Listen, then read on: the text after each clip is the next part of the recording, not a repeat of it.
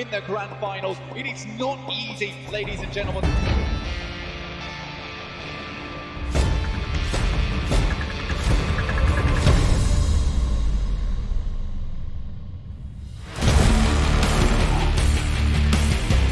That's a good one. That's a banger, and that's a banger indeed. He hasn't got in to finish him off just yet. Runs round the corner. Oh! The damage.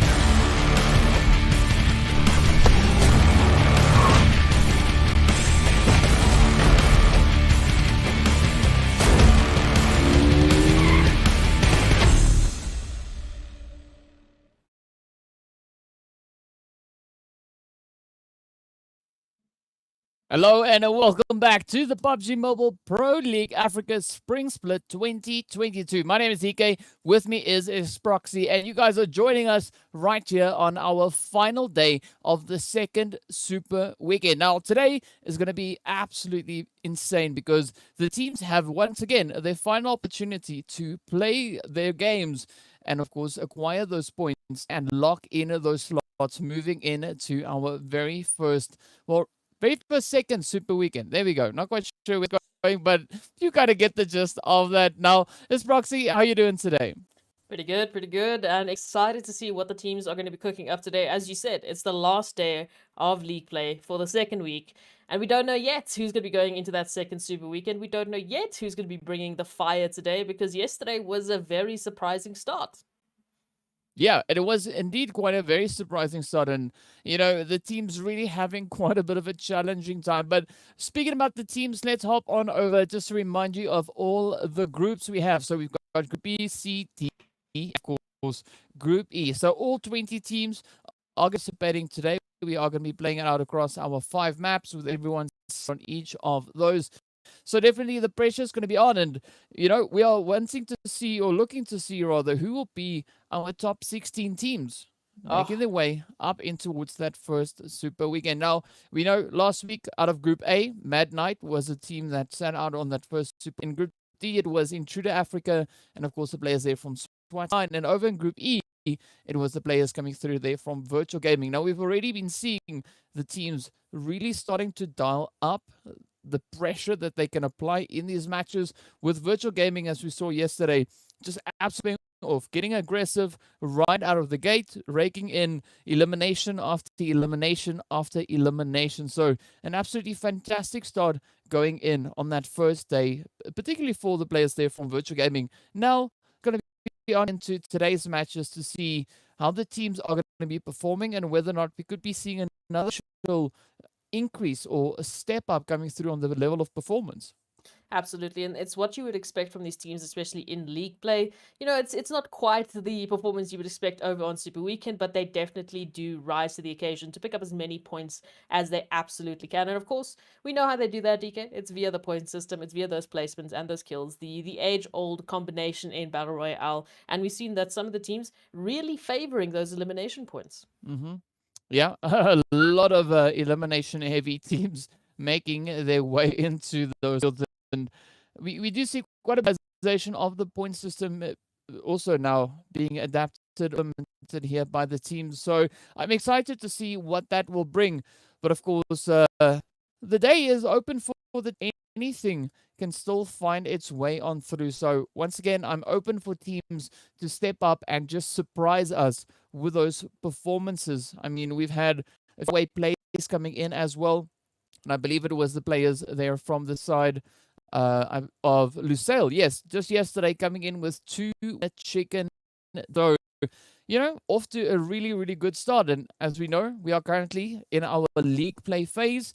As we've mentioned, all 20 teams in those 5 groups, 4 groups per match participating across our 5 matches of the day. Every team will then have an opportunity to play their 4 games for the day. And today is going to be our final day of the second week. After this, it is straight over towards Super Weekend, our top 16 teams moving straight on through. And then we increase it from those 4 matches to 5 matches per day. Everyone playing every single match, and it is going to be over those 3 days. And you know, that is the second Super Weekend. After that, there will only be one more opportunity for teams to bring in some of those much needed points to secure a potential slot in the top 16 overall to make it through up towards the final. So the pressure definitely is starting to mount here for the teams. Oh, yeah, that's putting it lightly. Unfortunately, for some of the teams, they didn't come through in the first Super Weekend. So, as we said, those 4 teams that were sitting back having to watch the action, they are absolutely going to be vying for their spot in the second week. And of course, we know the map's a little bit different from the first week. We had pretty Miramar heavy issues last week. We had quite a few changes coming through for some of the teams. You know, the teams that really enjoy those long distance fights, they were blessed because Miramar and Erangel were the combination we were looking at. This time around, of course, Sanhok is jumping into the mix. Now, Sanhok made a very interesting change and sort of a splash coming through on the weekend, because it's the first time we saw those teams coming through, and they were absolutely dominating with their close quarter combats. And last night was the same sort of situation. We really saw a few teams that we haven't yet, seen an opportunity to shine on Sanhok really show their stuff. Virtual Gaming was one of the teams to do so. They were absolutely dominating, making sure that they were getting as many points as they can from their very aggressive playstyle. And it worked out for them. Yeah. I mean, today's going to be super exciting. Of course, the teams, as we know, each of them walking away with $1,500.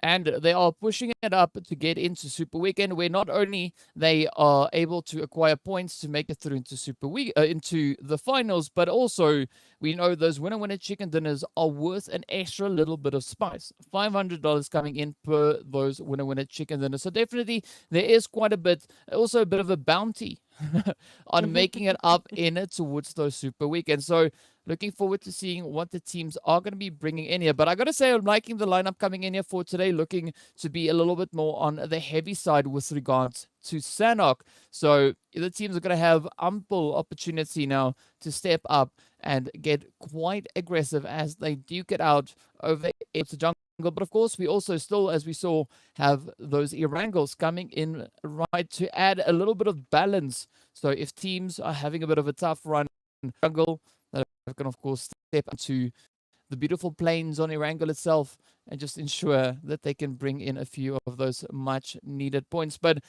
definitely having the map or the being a little bit more Sanhok focused, especially today, is going to be quite interesting, because we do have teams that don't fare as well necessarily on a map like Sanhok, right? So the performances over on Miramar or Erangel, and now with Sanhok being the main focus for today, it might be a little bit of a worrying play for a few of these teams. But before we get into too much of these things, of course, we want to give a big shout out there to Monster Energy, our official energy drink partner for the PUBG Mobile Pro Leagues. Now, as we said, right, today, Sanhok have seen some strong performances coming through just yesterday. But if we look back at what we saw in last week's performances, right, after that first play, it's already relatively different to what we have coming into this one.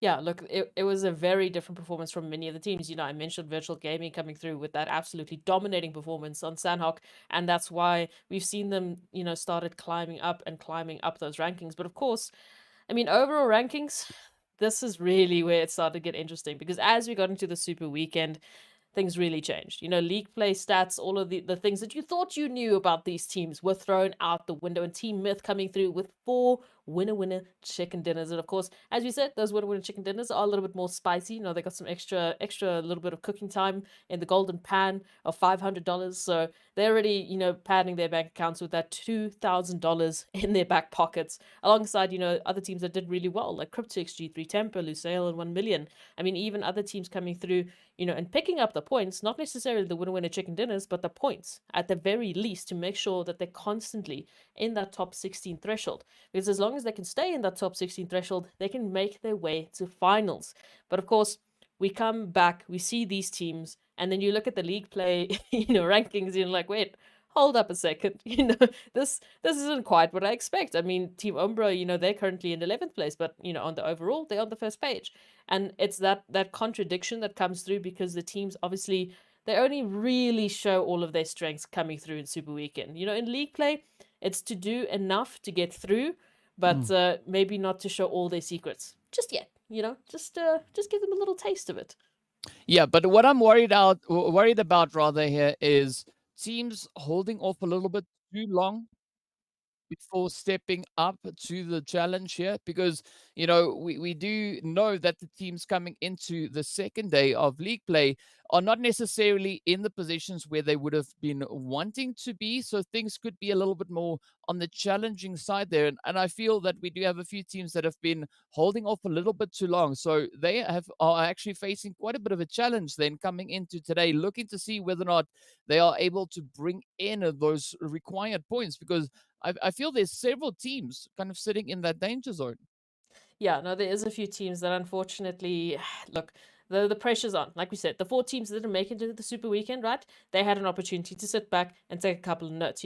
Review those VODs, get their strategies up into where they'd want them to be for league play, and then of course for Super Weekend if they make it into the second Super Weekend. And that's the big thing for all of these teams. It's if you make it in. You've mentioned in previous competitions that you've seen, some of the teams that we see absolutely dominating the performance over Super Weekend on the first Super Weekend don't even make it into the second Super Weekend. And at the end of the day, there's 4 teams that have to sit out. So that reality is, well, a reality for any team that's taking part. So they definitely want to put their best foot forward, at least their sufficient best foot forward to make sure they get into the second Super Weekend.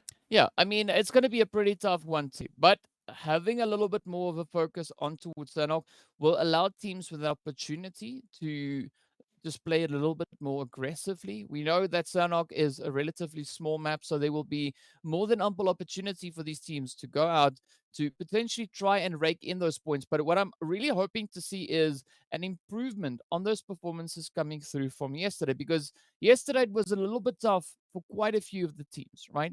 I mean, it is not something that we are all too accustomed to seeing. And if we look at the standings we have so far for this week of league play, SWAT 69, Next Level, Super Young Stars, and Blackjack, as well as Intruder Africa, they are still sitting in Ooh. that danger zone. But then also, we've got the players coming through from the side there of 1 Million Esports, as well as Mad Knight. And then I'd even argue that Team Unique is also not 100% in it just yet. There's not a lot of points really separating these teams.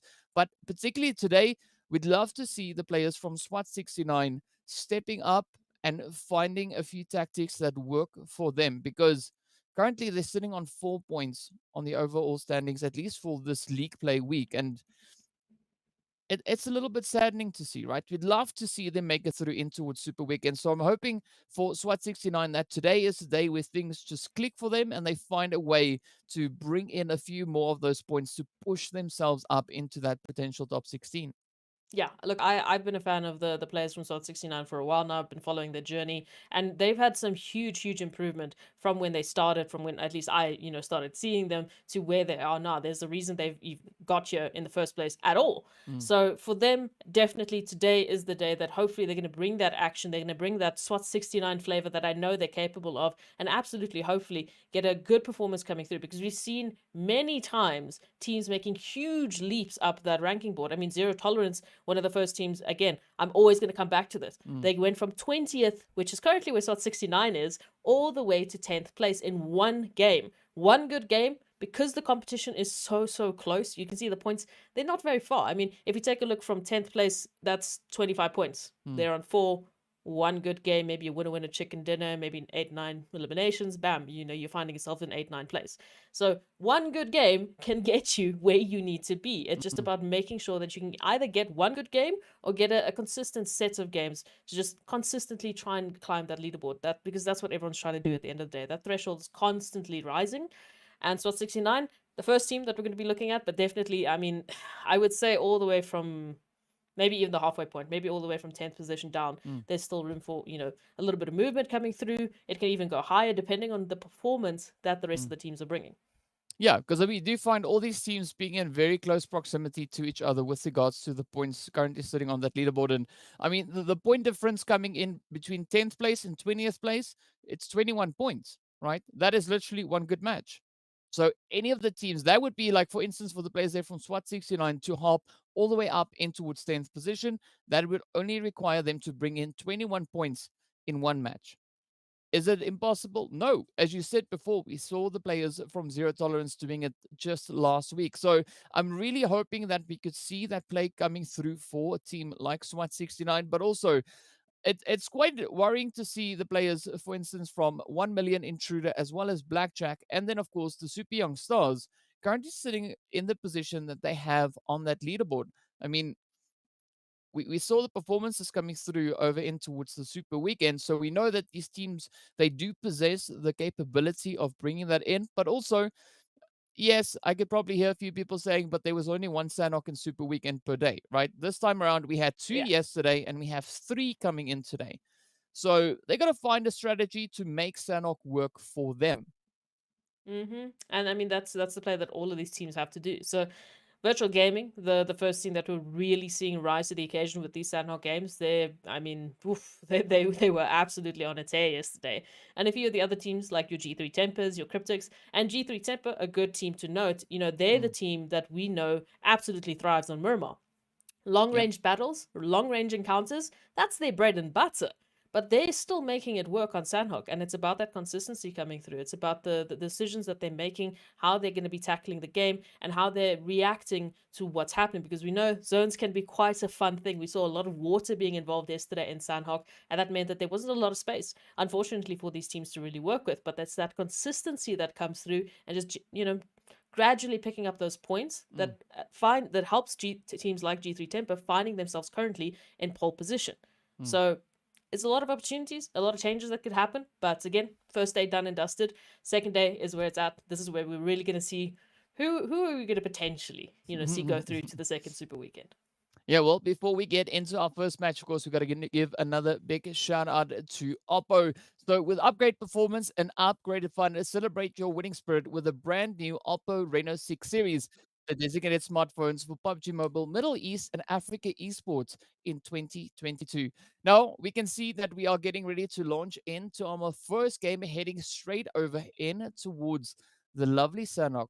So today, the pressure is going to be up. The stakes are going to be up as the teams are heading straight into the jungle to duke it out for that very first match. And as we know, on the map of Sanhok itself, flight path, not too important, right? What's going to be super important, though, is where these teams look to position themselves and also then what that first initial zone does. Oh, absolutely. And I am very curious to see if we're going to be seeing, you know, the involvement of water that we saw yesterday. Because look, Sanhok was already tiny enough. Do we really need to include, you know, the vast majority of water body that is available to just limit it a little bit more further? I'm not sure. But that's going to be up to the zone. Either way, the flight path all the way from Lakawe down towards, you know, that western side, east to west, pretty standard. And zone. Ooh. Zone a little bit more south, still quite a bit of water involved, but I don't think it's as drastic as what we saw with that northwestern side yesterday. Yeah, at least it is a little bit more of a shift coming down towards that southern side. And this is where the teams will now have to try and see if they can dial up the performances here, keep that pressure in. Even though we are moving down towards the southern side, we're not having so much of a terrain difference coming in like we saw moving up in towards that northwestern side.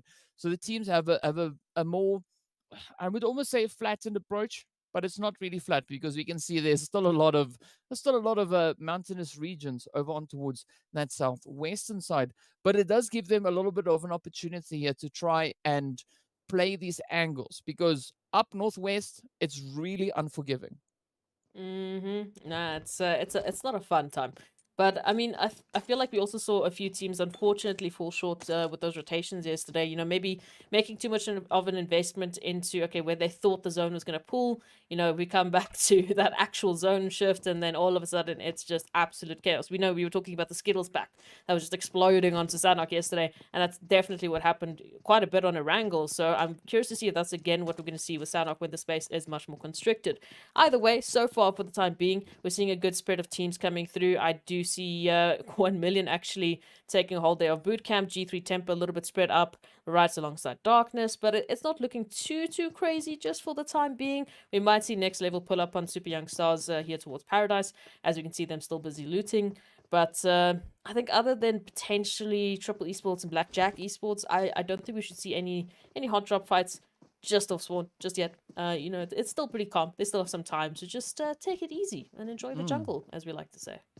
Yeah, I mean, I'm not really expecting them to pull out any of those beach chairs and just go chilling somewhere, but they have a little bit more of a relaxed approach, not feeling as much pressure, at least not in this early phase of the game, right? For the time being, there's a lot of space. The teams are respecting the locations for the time being, but now they need to be a little bit more preemptive with their approaches coming into this first initial zone. As we know, they've only got three Sanhoks rather here to try and utilize today. So we want to see the teams trying to move into the zone, trying to take up those more controlling angles and have themselves fortified in defense of the rest of the lobby looking to rotate through. All right. So we already see the players from Zero Tolerance, for instance, in a good position. We've got 1 million also now set up in towards bootcamp itself, a little bit over on towards that northern side is where we see the side of the Super Young Stars, and of course next level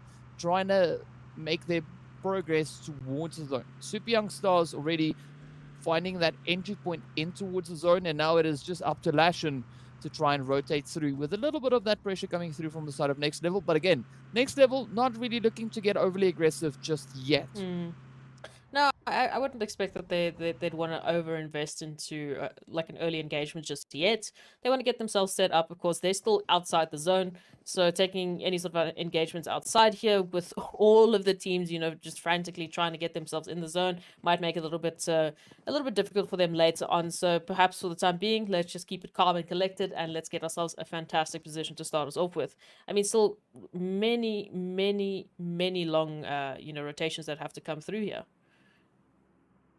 Yeah, there's going to be quite a few of those to potentially find their way in. But, I mean, again, it's going to be where these teams are looking to prioritize those positions, right? We do see G3 moving up just on towards the high ground here. And this could be a beautiful setup because we've got the players from Darkness down in towards None.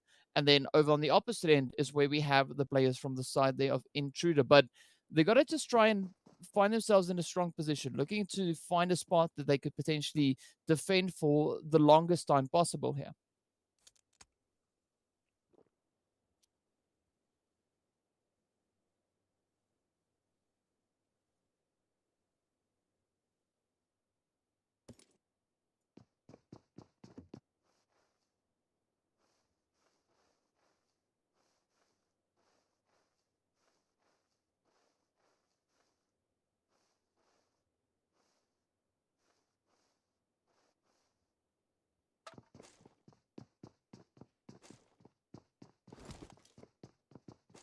Right, not quite sure what's happening now, whether or not we're experiencing a little bit of technical difficulties, but as we can see for the time being, the team's still just taking a slow, steady approach, looking to move on through. We do see the players here from the Super Young Stars and 1 million now getting ready to just potentially exchange a few hits. Knight, Black Lost, setting themselves up in the grass, keeping a very watchful eye on the Super Young Stars before getting ready to jump into any of those potential engagements. But a lot of trigger discipline coming in here from them. They can hear and also potentially see the Super Young Stars now moving up onto the hill. But of course, now the players there from the side of Cryptics also just starting to ascend their way in towards the zone. But I'm liking this approach now coming through from 1 million as they're really starting to encircle the Super Young Stars. And this is where they need to be super cautious, because if they let that opportunity slide, they could really be kicking themselves in the butt afterwards, because 1 million, this is a beautiful opportunity now to just corner the heck out of the Super Young Stars. And potentially Cryptics who are just behind them. So, I mean, that rotation coming through now, this is all going to come down to the decisions here made by 1 million Esports, and especially Black Lost, just snaking through the grass here, trying to find an angle to work with. So much information now being, of course, available for 1 million Esports as they try and find a way into this one. But, of course, we have to look at where's the rest of 1 million. They don't want to, start an engagement without backup ready and waiting to just help them out in case something should go wrong. So Dexter, Eflex, want to see them rotating on in, potentially getting involved in this one. if they do want to take this full engagement with Super Young Stars. So, I mean, rotations coming through now. Cryptics just on that bottom line. The longer they take, of course, the more opportunity there is for that third party. And, of course, no one wants to go out. No one wants to be the first team to, unfortunately, drop out of the first Sanhok of the day. I mean, Blackjack Esports already, dealing with a little bit of a knock thanks to Triple Esports, who have been throwing a couple of shots in, and Reverb, unfortunately, being the reciprocal of those shots for the time being. But still, not too bad of a rotation. They can take a little bit more time to try and get a little bit of a resolution onto this fight. And we do see 1 million esports now finally picking apart Super Young Stars. So they've finally taken that engagement and started looking for those eliminations, which is absolutely crucial here. You want to pick up as many points as you can, and then just focus on to those positions later on. You can see here, 1 million. Just snaking around, trying to find the rest of Super Young Stars. They've managed to take out 2, but there's still 2 remaining, just looking for a little bit of revenge, especially with Cryptics coming up right behind them. Absolutely crucial position for them, of course, because Zone, just along the high rise, they can take a little bit of a longer rotation in, maybe even head towards Quarry. Plenty of space that way. They just need to get out of the crosshairs of 1 million esports. As we can see, that Zone, slowly but surely, going to be closing up on, with Mad Knights just trying to get into Zone, and that Zone actually heading a little bit more south, which means rotations are going to be fun. They're going to be so fun. Yeah, but I'm liking this shift coming in from the zone. It's definitely allowing the teams a little bit more of an opportunity to really dial in those plays. And now, speaking about dialing it in, players here from Team Myth are going to be looking to get right down to business, stepping up with a bit of aggression onto the side here of G3. And I mean, at this point, I don't want to be a team like G3 because we've got so many teams starting to move into position surrounding them. I mean, as you can see, G3 is situated currently right down below. But we see the team there from Intruder starting to move up as well. Myth are really starting to spread themselves out, trying to cover as many of these angles as they can. And it being Sanhok making noise is going to draw the attention of so many other teams that could also now come in to just try and investigate those engagements and those shots that they are hearing. So we do see the team there from Next Level also moving a little bit closer, as well as Darkness. But all the way up north, this is where the Super Young Stars and Cryptics now find themselves in a bit of a back and forth. Ooh, a little bit of a back and forth indeed. I mean, this is absolutely juicy here for Cryptics, of course. They're also currently finding themselves as a duo to work with here. So picking up a few eliminations like this could really go a long way for them on the Sanhok, as the rest of their placements are not guaranteed whatsoever. Now, of course, Senke here up close and personal on Cronboy, taking the long way around. And unfortunately, the drop from Senke is good. Finding that confirmation there onto Cronboy, now leaving, unfortunately, Super Young Stars to go right back to the lobby and wait for the next game to come through. So a beautiful engagement here from Cryptics to take just a few eliminations into the rest of the Sanhok. But of course, there's still plenty of teams that are looking for a piece of the action. Yeah, and they're going to be continuing to try and find their piece of the action. I'm liking this approach coming in from this idea of Intruder. But, trying to see if they can find any of those angles to potentially get a jump onto the players here from Darkness, because they were initially coming in towards the direction there of G3, but decided to rather rotate a little bit over on towards that eastern side, just repositioning themselves. But they've also now gone into that 2-2 split, as we can see a good maneuver coming through from them, but hopefully they will be able to execute that with near perfect precision. But also now, talking about those executions coming in, we do see the players here from the side of Unique as well as Zero Tolerance. Both teams about to get into a bit of an exchange here. Skydo really separated from the rest of the team, but we do see the rest of the players there starting to rotate up. We do have Vortex and the likes now just looking to fortify the position we see Skydo currently in. Ooh, it would be an opportune moment here for Zero Tolerance if they could find an angle into this one. Currently, they've got their backs there towards that center zone, but now Team Unique, rolling up. Phantom right behind Skydo, might be going for a little bit of a flank here as Lord gets taken down. And now Skydo turning their back, unfortunately not expecting Scap there to just, throw a couple of bullets their way. So all of a sudden, in the nick of time, Zero Tolerance drop 1 and potentially 2 Now it's Vortex and Hates who have to try and recover the situation here. But of course, Team Unique not looking to let up the pressure anytime soon. Phantom coming through, finding Vortex, but saving grace. That is SWAT 69 just on the high rise, throwing a couple of shots and trying to be a little bit of a third party here. So for the time being, zero tolerance. They have an opportunity here to maybe reset, either get back into this engagement and get a little bit of revenge, or just disengage and get into safety. Yeah, but definitely SWAT 69, they have to now look to apply the pressure constantly because they need those points, right? They come hello high water. They need to push today to bring in the required points to make it through. And if that means that they are coming through with third party upon third party, be my guest, step up, do exactly that. But they have to now do whatever is required. And like the plays are coming through here between the side of Unique and Zero Tolerance, we do see Phantom also Oh, now stepping forward, picking up a few of those eliminations, getting those confirmations through, and it is looking quite worrying for the side of Zero Tolerance, and it has now come down to Lord to try and hold up the assault coming through from Unique. oh, no, no, no. This is not how they would have wanted this to go. Because they were looking good for that engagement, but then Team Unique, just with that absolutely beautiful flanking maneuver, came through and really made this fight go in their favor for the time being, at least. We'll see how Lord might be able to get out of this one. And I say might because, of course, the zone closing does mean many of the teams rotating into that same position, and potentially quite a heavy northern rotation as well. As we can see, Mad Knight and 1 Million have found one another, and they have a few words to share, especially since Dexter is down and unfortunately getting chunked by the blue zone.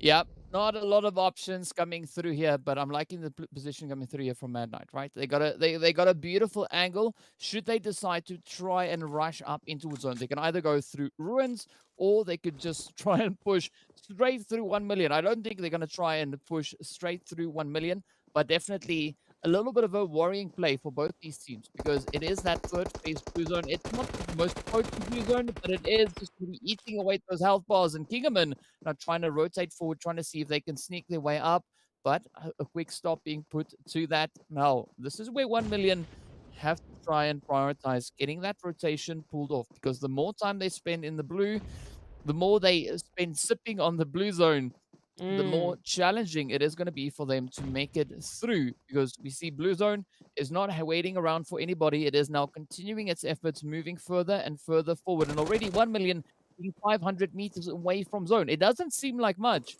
but on a map like Sanhok, it's easy to get distracted with these plays out in the blue zone, and before you know it, blue zone comes swooping through and it sends you right back into the lobby.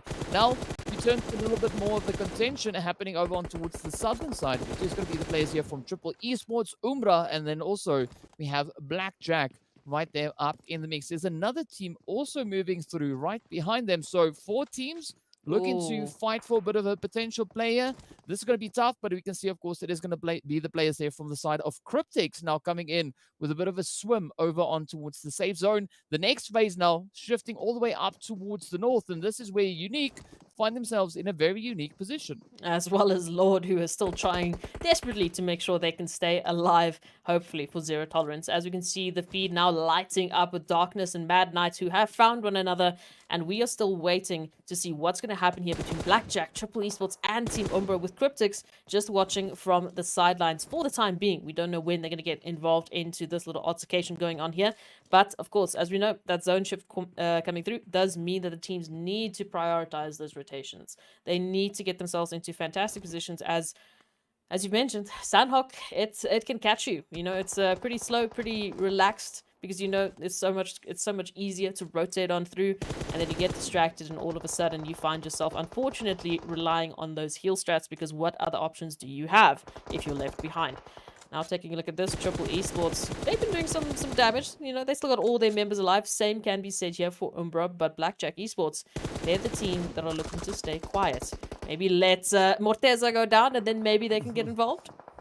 Yeah, nothing wrong with that approach though, but they can't wait too long, expend too much time before getting it down to business. And we do see them now looking to strike up behind the players here from Triple Esports, with that bringing in a beautiful, beautiful squad wipe. That is what we love to see. 4 eliminations now on the board for the side of Blackjack, and a very wounded Team Umbra positioned just up ahead of them. So some good plays coming through, but Umbra now having an opportunity to get that reset. G3 now having to pack their bags and make their way back into the lobby. Myth, meanwhile, is going to be looking to apply the pressure now onto the players here from 1 million. And up comes those hits as Broly sends a beautiful grenade in. Knight now Ooh. cooking one up just outside, but Broly is not even going to be too phased by that as he rushes straight on forward, putting an end to 1 million's play in this game. Now the pressure is on because we do see the players there from Darkness also just playing it up on the hill. Farok even on the opposite end, now trying to get all the way towards Lord there from Zero Tolerance. So a very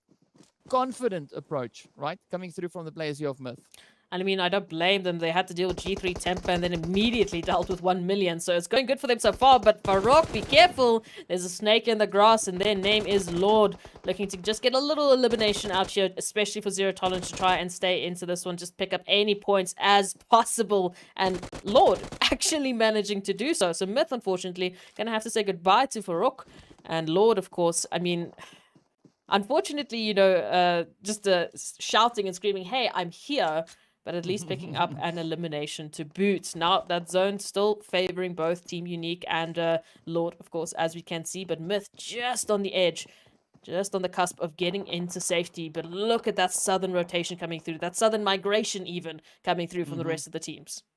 Yeah, and it's going to be a chaotic migration, if I can say that. But so many teams now starting to fall all over the place. We are down to our final 10. Lusail now also positioned all the way down on towards the southern side, finding a beautiful angle on towards next level. And Wanted now looking to get what they wanted, which is going to be a few more of those eliminations. Chico, however, is going to get picked up in the exchange here. Salam and Watson also now just trying to stay ahead of that Blue Storm, which is nipping at their heels. But Myth, they're not done just yet. They're not going to let anyone, well, hold a position alongside them as they look to get super aggressive, looking to just assert an insane level of dominance up in towards the zone. And with that, they quickly just rip into the players there from Lusail and, of course, next level. But Broly now getting traded off as Team Umbra back their backs. And here we have now next level trying to make a bit of a stand. But it is going to be a difficult one because we can see Unique now also starting to venture a little bit further forward. And next level now getting caught in a bit of an uncomfortable position here. We can see so many teams still surrounding them. Oh, absolutely. Everyone just vying for a position here in the zone. And it's absolute chaos. You can see Lusail trying to rotate through the blue zone, but right into next level they go. And right to a Lars crosshair, but a beautiful trade coming through. Thanks to the nades. Now all of a sudden, this contention between Lusail and next level has turned up a little bit of a notch here. Salam trying to find Azar here. Nice little connection there, but the drop down from Azar might be good. Not yet. Next level gets sent packing. Lusail Esports still in this one for the time being. As we know, many of the other teams still making rotations. Now Darkness feeling the brunt of the action, thanks to Intruders, of course. Yeah, we even saw the players there from Myth also now getting sent away, and it's a little bit devastating, but still, they cause so much carnage in this lobby. And with that, it is our final 5 teams. 2 teams already having a position set up in this phase, right? It is going to be the side of Darkness and Intruder almost having that angle. We can see them just on the edge, just on the cusp of making it into this next phase. Unique and Lusail are still going to be fighting it out, trying to rotate up from that southern side. But SWAT 69, they are still alive. They are still in it. They are looking to bring in those placement points. And I said we wanted to see them improve, and it's like they heard our prayers. And that is exactly what they're looking to bring into this very first start of the day. But now, pressure continues to mount. We see Phantom trying to laser them down from out in the blue zone, getting caught up by the tree. Is this going to be the end for Phantom? What? There we go. Sabir stepping up with a beautiful assist, just helping that blue zone find those last absolutely devastating heads into the players there. But now it is down to our final 4. So Unique getting sent off, not before causing a little bit of damage, but now SWAT 69 on 2 players. Well, that's, of course, if they can pull off the rest. We got the Intruder just riding it out with their 3 players zone, shifting up right in between everyone. So they're going to have to apply that pressure. They're going to have to try and advance their way forward, looking to secure any of those positions. The only team that is still to find a position in this next phase is going to be the players there from the side of SWAT 69. And now they've only got a few seconds left on the clock before Blue Zone starts forcing them to now come up with a strategy to get back into that zone. And it'll be unfortunately going right between Intruders and Lusail. Lusail, they have very good visibility of SWAT 69. They, threw a couple of nades there just to get that engagement. And you can see Salam here holding the line, is going to find one, looks for the second, but has to reposition because that zone can be deadly. And unfortunately, that's going to be SWAT 69 confirmed out. We're down to our top 4. Intruders now coming on into the zone with a beautiful position. But of course, Darkness taking advantage of the chaos to snake on in as well. Potentially with a little bit of a flank and some nades could make this very difficult for Lusail. Yeah, they got to try their very, very best. And Hemo here now coming through with a beautiful play on towards Salam, picking them up, sending them back. And now Chico, the last remaining hopeful for the side of Lusail, is going to try and just ride out this position. But I'm liking the approach coming through here from Intruder. Definitely starting to spread themselves out through this phase. But the zone has popped up once again. They have to now continue to advance even further forward. With that, Lusail getting traded off. It is down to Momin. And, Atleno coming through from the side of Darkness, going up against the players from Int. We can see now it is going to be Hemo trying to come in for the res. Weiss now looking to find those angles. Just trying to assess the zone, trying to see which way they could potentially try and push it. Moment beautifully set up in the zone, but I'm liking this off-angle play coming through from Atleno. But unfortunately, Themo comes through with the hits, and it now turns to Moment to try and hold up. It is going to be a 1v3 rush. Up comes Intruder. Are they going to lock it in? Oh, yes, indeed they do. Absolutely fantastic performance coming in for the players there from Intruder as they pick up the winner chicken dinner, the first one here for the day. Oh, absolutely fantastic performance coming through from them. And this is what you would want. This is what you would want from a team like Intruders, who unfortunately didn't make it into the first Super Weekend and are desperately needing to pick up this point. Same can be said for SWAT 69, who also made it into that top 5. Not too sure with how many eliminations, but they made a couple of head turns, and unfortunately for the heads that they made turn, that meant elimination. So good work from them. We're going to see how those points are going to reflect at, of course, a little bit later, but I think it's not a bad start. It's the first Sanhok. It's not too bad. Yeah, so very much needed points being acquired in there, right? So I got to commend the players there from SWAT 69. Yes, they didn't finish with the chicken, but they made it all the way into, I believe it was 5th place, 4th place, and they also got sent back with 6 eliminations. Now, at the end of the day, that is what counts. They are bringing in points. Will it be enough points to see them getting pushed far up that leaderboard? It could potentially be. But we also saw a really strong push come through there from the players of Intruder, right? They haven't had the opportunity to play in a Super Weekend just yet, but based on what we've been seeing coming in from this first match, they are super eager to try and make it up into a Super Weekend. So all we got to see is the players that they brought into this match from all the teams, looking to now just evolve them even more so, moving into the final 2 remaining Sanoks here for the day. No, it's definitely going to be a good opportunity for many of these teams. And I think already the way that we're starting, we're seeing a few of those other teams, the names that we didn't get to see yesterday, start picking it up, right? Start picking up those points, start making it to those top 5s, top 6, whatever they need to. And especially start picking up more eliminations, which is crucial. We said just gradually picking up points is better than nothing. Of course, we know that. But of course, that big game coming through from many of these other teams like Lusail, like, potentially there was a few other teams that could also have taken it. That really makes a difference for them. And it really gives them an opportunity to take that leap up the rankings, which we know can be devastating for the other teams. But that's what we love to see, right? So Sanhok bringing in an absolutely fantastic opportunity. Like it's especially great for teams that don't have a very strong Murmur, right? They don't have to worry about that too much now in this week. But today, they can focus all their efforts on getting themselves set up. Speaking about getting themselves set up, let's have a look at a few of the highlights coming in from this past match.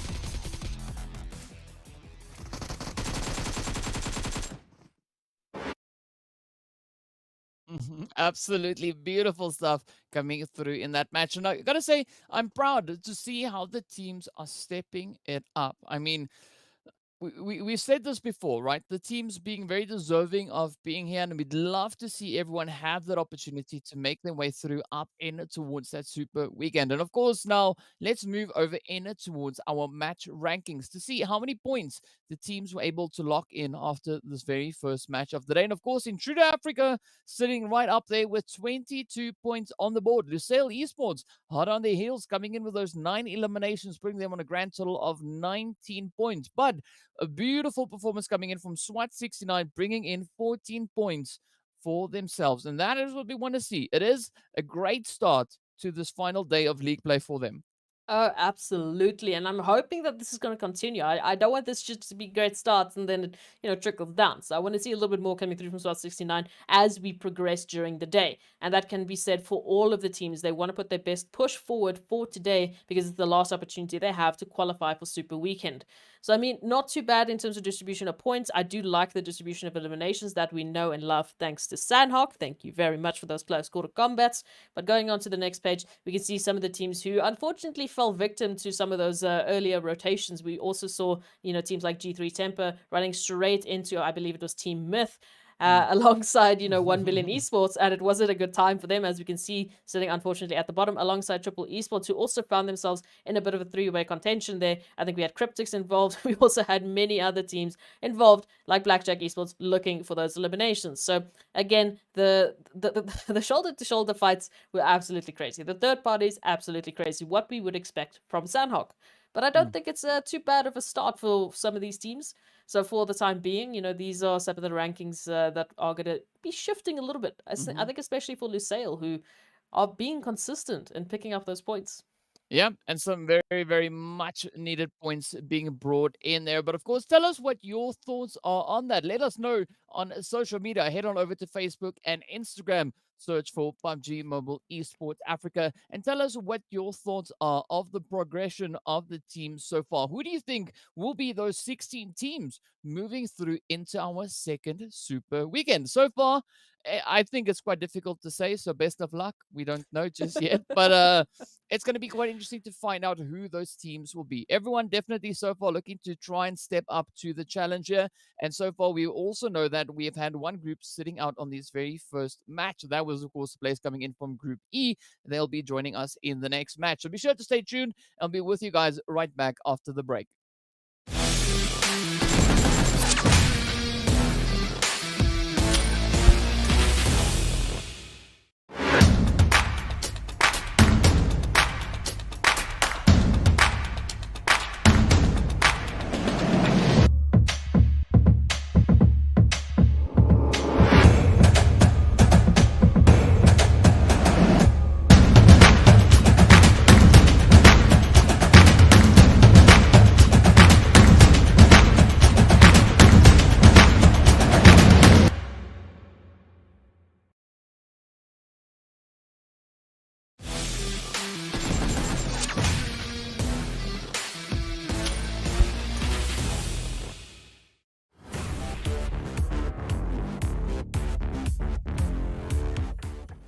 Hi, how are you doing today? Feeling good, and you? That's great. Listen, please introduce yourself and your team. My name is Tom, undefeated overseas, and my team name is Sanhok, the winner of first PMCO in Africa. Well, there we go. Pretty big title to be holding up then. Now, first off, I want to ask you, how are you feeling right now, just before the event starts? I'm gonna say I'm feeling confident, like excited as well, like because this is the first time we're having like a PMPO in Africa, so I'm really excited for the event. Well, I'm also quite excited to see what the event's going to bring. Now, I want to ask you, have there been any changes to your team compared to the team you had last year? Oh yeah, pretty much. We just recruited like 2 new members to our team, Zeus and Plaza. Ooh, well, that sounds quite interesting. Now, what are your expectations of your team going into the upcoming PMPL season? We're very much confident and we're very excited for the new PMPL, and we just want to show people our skills and try our best to win. Oh, there we go. Nothing wrong with that. Now, I want to ask you a little bit of a tricky question, right? What is your ultimate goal or ambition? My goal is to reach PMGC and try to, qualify for the finals. That's my main goal. Oh, well, setting the bar relatively high on that one. Now, what kind of preparations did you guys go through before coming to the PMPL? We've been playing a lot of scrims, classics, and TDMs against each other, and we've been trying our best to improve ourselves individually, and yeah, we're pretty much just training every day.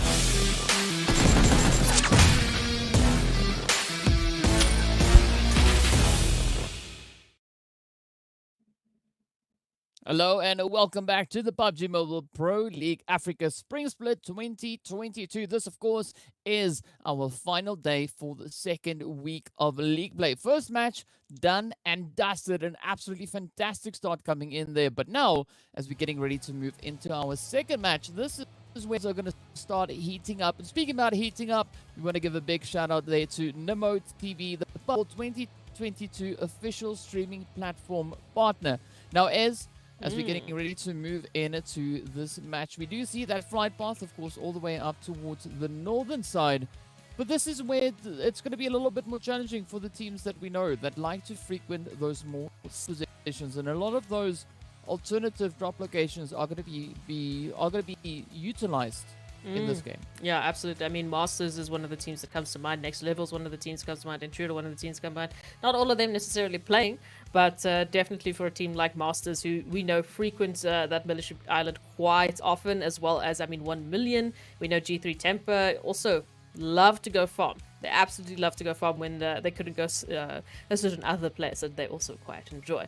So unfortunately, those alternate positions are going to come through, and I'm not sure. Maybe the teams are a little bit more comfortable on this side of the map. Maybe not. We'll see how the performances are going to come through and how that zone is going to force them to make some potentially tough decisions. But a decent spread starting it already. Of course, Virtual Gaming and I believe Team Unique, or finding themselves there close towards that northern side for the time being. But the zone behaving for the time being nice and central, giving many opportunities to the rest of the team for some rotations. Yeah, and we can see, of course, the players there from Masters, as well as YONKOUS, Virtual Gaming, and Slime for Getty now joining us up into our second match of the day with 4 teams sitting out, Intruder Africa and the likes. But this is where the pressure is going to be on, right? Because we did see Lusail now way to the top of the leaderboard just after that very first match. And of course, you also see the results right at the top of the screen if you didn't have an opportunity to quick look at those. But now, up north, it is going to be a pressure cooker situation here. We've got Team Unique, we've got the players here from Virtual Gaming, and what I'm interested to see here is what the players from Virtual Gaming are going to be bringing in. Yesterday, we saw quite a bit of aggression coming through from their end, but are they now going to be able to not only apply the aggression, but also bring in those placement points to kind of try and balance it out? Yeah, look, they were fantastic with the aggression yesterday, especially on Sanhok. They really picked up some huge elimination points. One of the teams to frequently get up to 8 or 9 eliminations, and the first team, or sometimes the only team, to do so. But then those placement points, as you said, they fell a little bit short. It was 1, then it was 5. It wasn't looking too great. But now they have an opportunity to maybe balance that out, or potentially, eliminations is all that they're really worried about. It depends on the strategy that these teams are applying, of course, to League Week. At the end of the day, they want to do well enough to get themselves into Super Weekend. So that's the goal here. That is the goal. Get yourself into top 16 and make sure at least that you give yourself a little bit of a buffer zone here.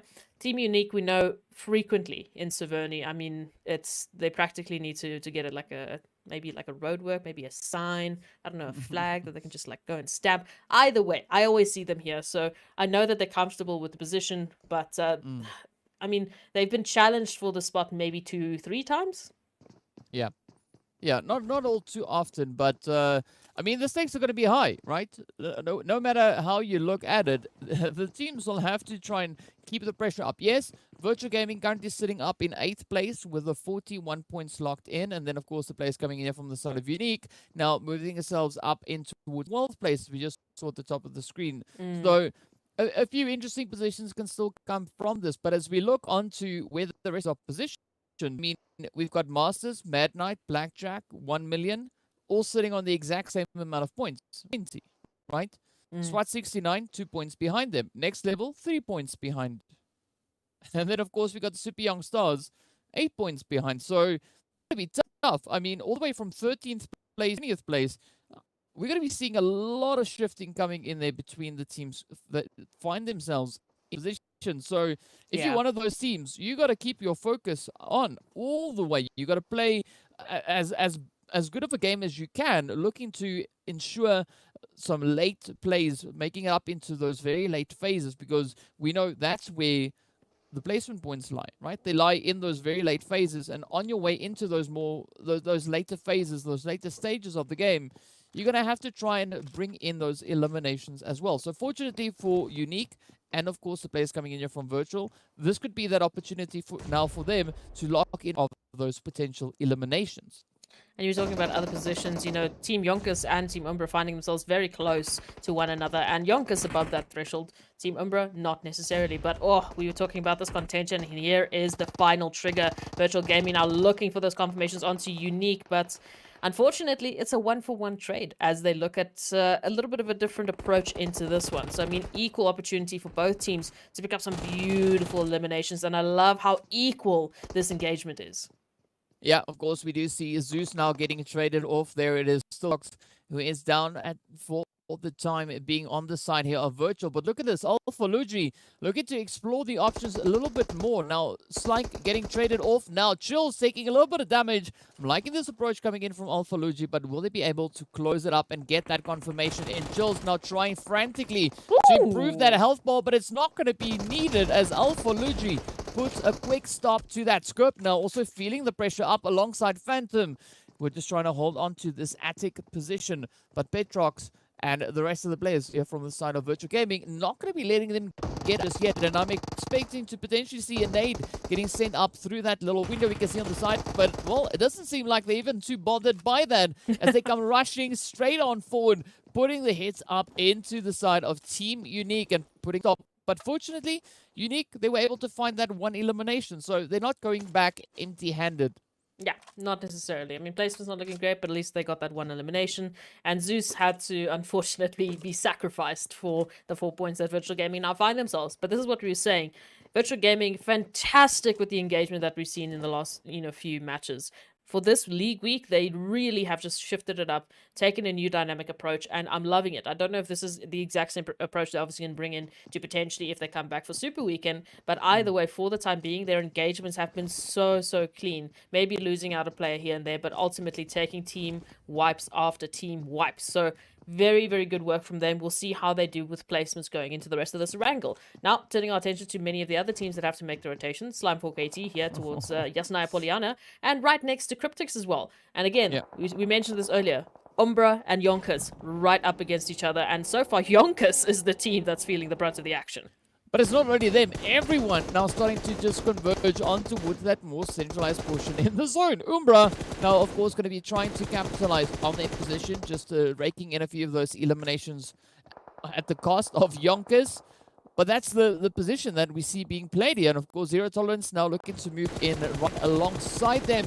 So this is definitely where the teams have to play this very, very cautiously, as we can see. YONKOUS now getting quite a few devastating blows being dealt to the side of them. But the pressure is going to be high because we got Umbra, we got YONKOUS holding these positions. We got G3 a little bit further down towards the southern side. We've got the players there from the Masters. We've got Myth. We've got name. They're almost here. So it's a really tough position to play in, particularly looking at lighting, which is pretty much headshot hills.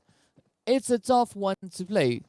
No, it absolutely is. I mean, pixel precision is really where we want to come through. But as you mentioned, it is the Skittles back here towards Headshot Hills, right up between Pachinki and, of course, School. So some massive rotations towards that center part of the zone. And obviously, you know why? The teams want an easier rotation when that zone shift comes through. The zone has been a little misbehaved over the last couple of matches. So they want to be prepped and ready for the wrench in the works that Erangel will inevitably throw their way. So I understand it. I don't know how it's going to work with all of the teams in that center, but we'll see what that zone shift has to say about that. So, of course, Masters down towards the south, and they're going to be happy for the time being, as well as the Skittles pack that we see, because everyone, for the most part, in the zone, it's only really Darkness, Slime4 KT, Cryptics, Virtual Gaming, and Lusail who have to make a little bit of a rotation.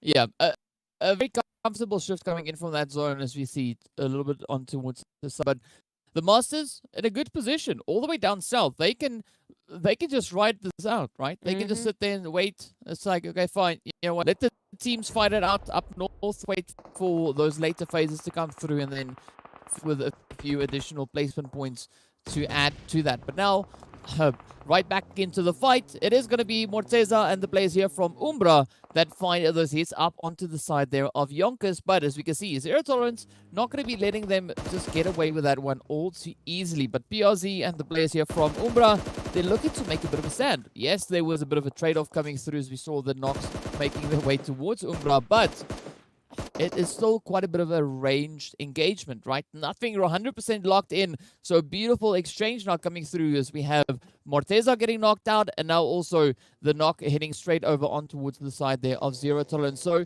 it does seem to be relatively fair. I mean, Hate's getting traded off, and now it is up to the rest of Zero Tolerance to try and see if they can find those to get a bit of a jump on the team of Umbra. But the rotations now starting to make their way on through. Shadowwind looking for a quick reposition. Not even going to be trying to take a cautious approach. Comes rushing straight alongside them. And this is what we like to see, because on their ranged assaults, accuracy a little bit more difficult to dial in. When you're up close and personal, I mean, it is a Sanhok, so why not just get straight into the close quarter engagements? Absolutely, and I love the approach Team Umbra is coming through with a little bit of a distraction thanks to the vehicle, and Shadowwind using the cover to absolute perfection, but they need to be careful. They got that res up onto Hate, so Zero Tolerance is back into this one for the time being. They've got some members here to work with, and they're trying to use it to the best of their abilities. Morteza now down, confirmation just narrowly missing the mark, but wasted in Shadowwind, now trying to find an option here to get back into it, and out of the buggy goes PRZ,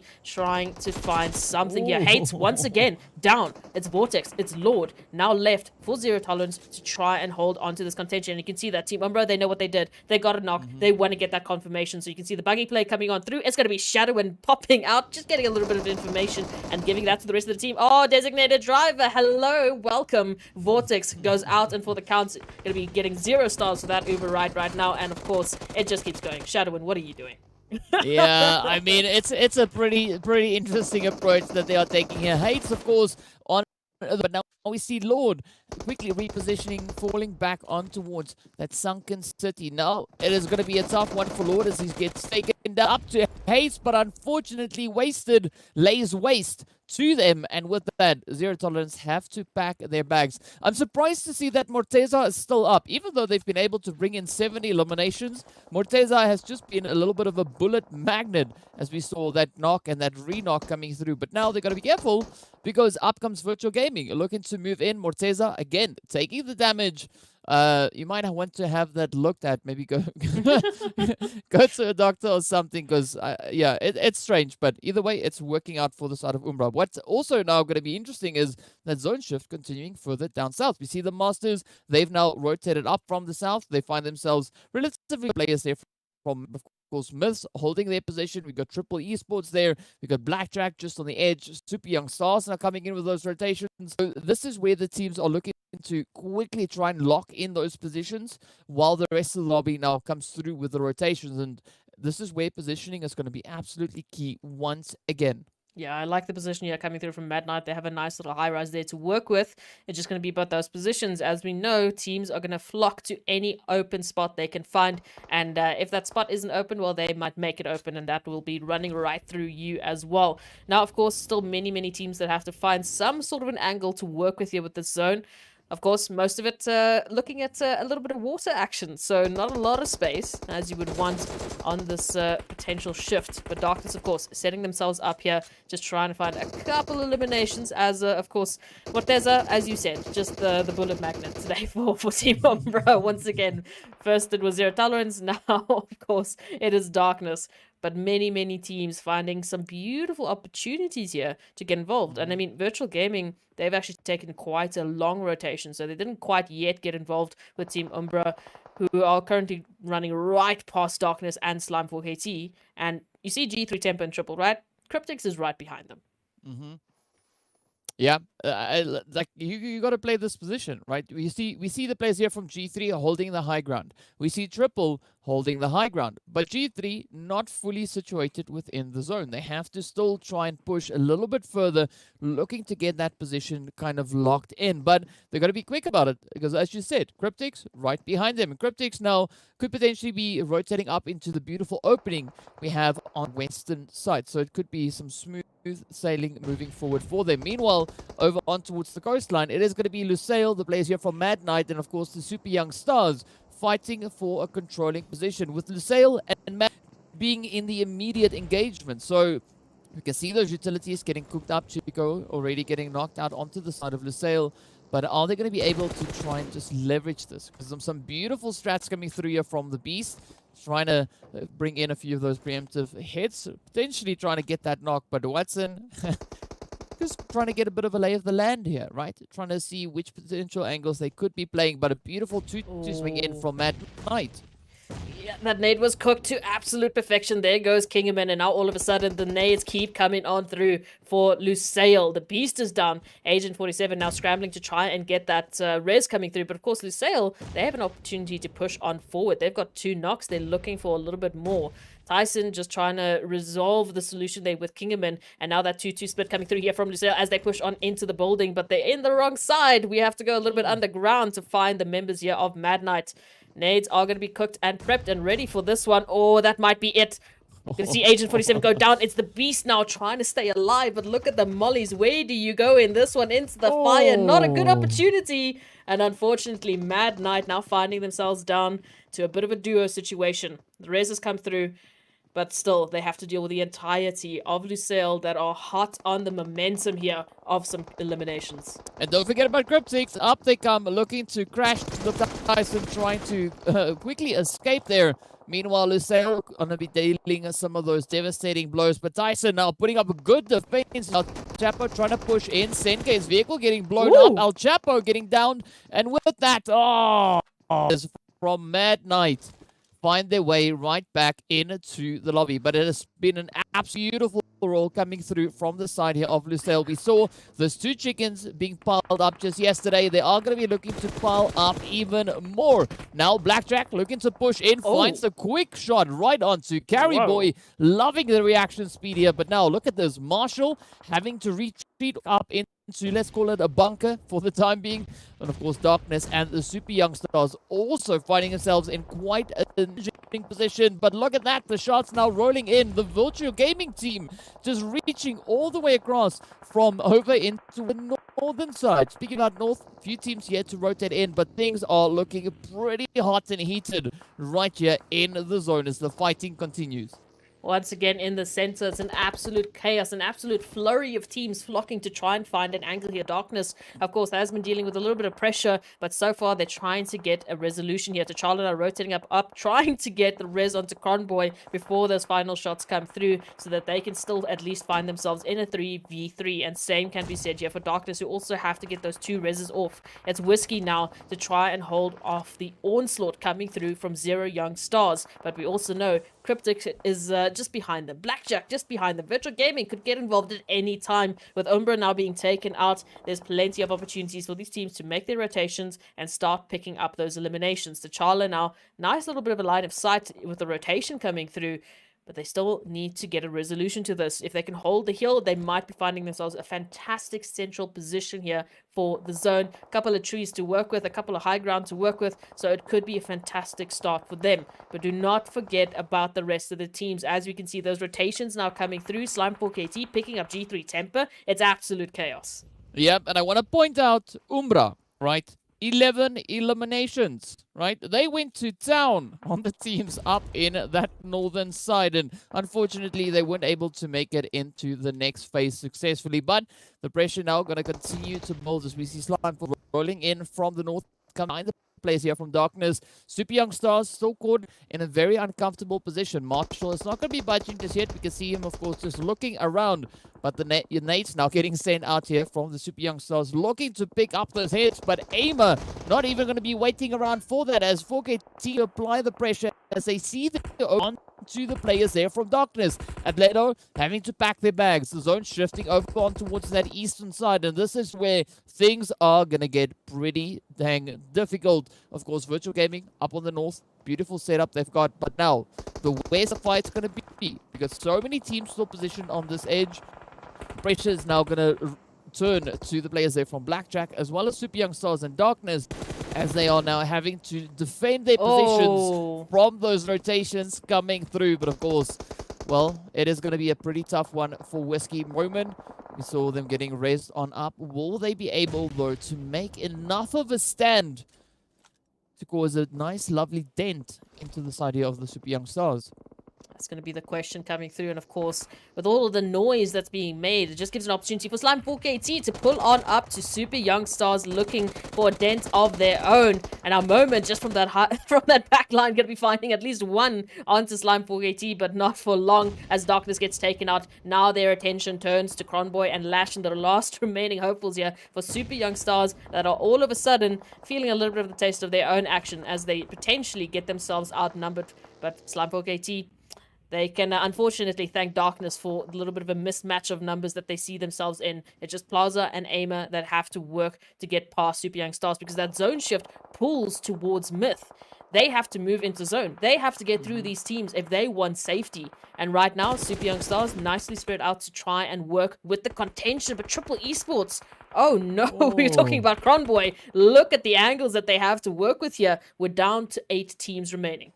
It is looking absolutely devastating, right? But the teams are not going to be letting these fights go just yet. We do also see in the feed that the players there from the side of the Masters are taking several hits. They are down to only one. That is, of course, Sin, who's been able to rotate up into zone. Of course, the players here from Blackjack are going to be trying on to a bit of a controlling position on the edge of the west. Up comes Lusail, also now looking to push on through, but look at that, Myth picking up a quick sneaky cheeky hit right in towards the side there of Blackjack. 4KT is still applying the pressure on towards the Super Young Stars. You can see Cronboy, Charlotte down for the time being. Lashin having repositioned a little bit further inwards could be a good call, but with that, the confirmation comes through as Cronboy now get confirmed on Lusail, sneaking their way around that edge. It's really starting to spread themselves out over on towards that eastern side. So this could be some really good anticipation coming through from the side of Myth. They are yet to find any eliminations. They have had a few knocks, but not getting those confirmations locked in just yet. Meanwhile, Slime 4KT sitting on 7. That is what we love to see, but now they got to focus. They got to keep on. Cryptics, of course, getting traded off there as Marshall was forced to rotate the blue zone, not leaving them with many other options. But now, still, a lot of contention coming in on this western side. But things are easing up a slight tad bit as the zone has moved up in towards that western direction. Yeah, it's just a little bit close towards that center position. Unfortunately for Sin, it's going to be an uncomfortable rotation to boot, but we'll see how long they can last with this one. Now, Myth moving on up into the zone with Blackjack still trying to find an angle here onto Lusail, and they at least find Watson. Now, looking for the last remaining members, as this could be an opportune moment for them to just alleviate some of the pressure that they've been feeling thanks to Lusail. And Lusail, as we know, currently they're doing fantastically with, eliminations. They're doing fantastically on the rankings. They don't really need as many points, but they would love to take it away from teams like Blackjack. So Wanted trying to find an angle here to work with. It's Zane, it's Lelouch right up ahead of them, but the time that they peek out could be the time that they take a couple of knocks, and now Lusail trying to reposition and see how they can rotate out of this one, because of course that blue zone is going to come through at some time or another, with Lashin, the last remaining from Super Young Stars, being taken out. Now third parties, there's an opportunity here, but still Lusail push on forward, try to find Blackjack. Where do they go? Yeah, there's not a lot of options really here for them. And of course, Blackjack also now just feeling a little bit of that pressure, trying to get that anchor point set up, and at the same time looking to defend this position from Lusail, who wants to push. And Blackjack, of course, being one of the teams in dire need of those points. But here we go now, the shots come through, and with that, Blackjack put a very quick stop to the advances there from Lusail. We are down to our final 5 teams. Myth, of course, now also getting a little bit closer, looking to set themselves up in the zone. Looking to show some dominance here, but Blackjack and Myth, the two riding on 4, but look at the shots here. as Moment comes peeking around the corner, finding a beautiful angle onto the players there as Reverb now gets traded off. But will we see Blackjack being able to bounce back from this? And here is going to be quite a bit of a challenge now for them, but Lelouch trying to come through with the shots, and Moment getting traded off, not before, at least finding a beautiful hit, but now Slimefolk AT stepping up, coming in with a third party on top of that. I mean, this is just such a tough position. I do not see how Blackjack get themselves out of this one. As we know, Myth with a beautiful line on sight right onto the remaining members. And of course, we know it's 3 teams left. Myth now looking to make that 2 as they look for the final hits on towards Blackjack, who only have 1 member remaining with that last confirmation onto MG. 4KT now staying quiet for the time being as they take position in the zone. They take a nice little high-rise position as well. So they've got great line of sight onto Team Myth, who are making a lot of noise now trying to rotate on in because they have no other choice. Yeah, they definitely have no other choice. And Slimefolk AT now going to be looking to close this out. They only have 2 players, but if they leverage these, they can lock that chicken in. And Plaza getting traded off. Farouk looking to go to town. Oh, but Aimer sends one in, stopping Farouk's advances right then and there. Zane still just sneaking their way on through, but it is now turned into an absolutely fantastic here as we've got Myth and 4KT fighting it out for control of the high ground. Zane just sneaking their way up the edge, trying to potentially set themselves up to be a bit of a thorn in the side. The res on Farouk only coming through right now. Akram also to hold up those angles, but Aimer going at it once again, cooking up the nades, not finding the angle just yet, but is cooking up a potential next one. Sends it through. Will this be the one? Ramsey, everyone now from the side there of Myth, trying to see if they can push up in towards the zone. Oh, but Aimer getting so close. Taking aim every time. Blue zone, of course, looking to move forward as well. Myth trying to spread themselves out, but they got to be careful because Blackjack just hiding in the tall grass. Yeah, looking for just an opportune moment here to get involved. And of course, they need to pick their moments carefully here. Zane, the last solo for Blackjack, just waiting for some sort of a trigger here between Myth and, of course, Slimefolk AT. Now, Myth, as you said, spread up amongst that ridgeline, trying to find angles here on towards Aimer and Plaza, who just keep repositioning, who just keep moving to try and confuse their opponents. I mean, what else can you really do? Cover is going to be a fun one, but they need to be careful. As we could see, Zane just behind them. And for now, Team Myth haven't quite yet spotted Zane. So this is an opportune moment for Zane. If they can just stay hidden, this is great opportunity. But Myth, as the team leading the numbers game here, they are going to be the ones that have the pressure. They are the ones that have the opportunity. It's just going to be about those positions and angles. Yeah, but look at Slimefolk AT sitting with 11 eliminations to their name, up against 4 opposing players. So they have the potential of pushing that up to 15 and dropping a 30 bomb on us. But it's going to take a lot of work for them to try and lock that in. As we can see, it's only the dude. It is going to be Plaza and Aimer trying to do this here, right? Akram could assist a little bit in that, but Zane just utilizing out of that vehicle, does not want to get out in the open. But Zane currently only players situated within. I mean, Myth not having many options here. Zane sends, picks up the molly on towards Akram, and now to Farouk and Ramsey to try and make their way through the zone. The blue zone, of course, is going to start closing up on them as well, forcing them to continue to push further and further forward. Up comes Farouk. Aimer just up ahead, just trying to become one with that tree. But will this be the setup Aimer has been waiting for? They could find the angle. Akram getting traded off as well. Here we go. The confirmation coming through. So Zane still in it. But will he be in it to win it? We have no idea. But it's going to be our final snake off. And, well, one of the students here, Slimefolk AT, making the way on through. The trade-off comes through. There we go. Farouk getting sent down. It is Plaza taking quite a nice chunk of health out there. But down also now goes Aimer. Plaza trying to quickly recover that. And Hazi trying to also just inch their way around. Zane step with the confirmation onto Aimer. Plaza. Still a bit dumbstruck struck from that push coming through as Zane just capitalizes on the element of surprise. But Plaza now inching their way a little bit further forward. It's going to be a 1v1v1. Oh no! Oh, Oh no! Zane picks up Ramsey up ahead. Come on. Will this be the one for Ramsey? Zane to close it out. The shots come through. And oh, indeed it goes side of Team Myth as they lock it in. And what an absolutely insane play that was. It was down to the very last moment. Absolutely crazy. Oh, so Zane, we were talking about it, you know, picking the right opportunity to get involved, and they definitely did so. I mean, not only were they able to actually take out Slime 4KT, actually take out, you know, some of the members there of Team Myth, but they got to second place. And again, Team Myth, I mean, just absolute kudos to them for managing to just make it on through.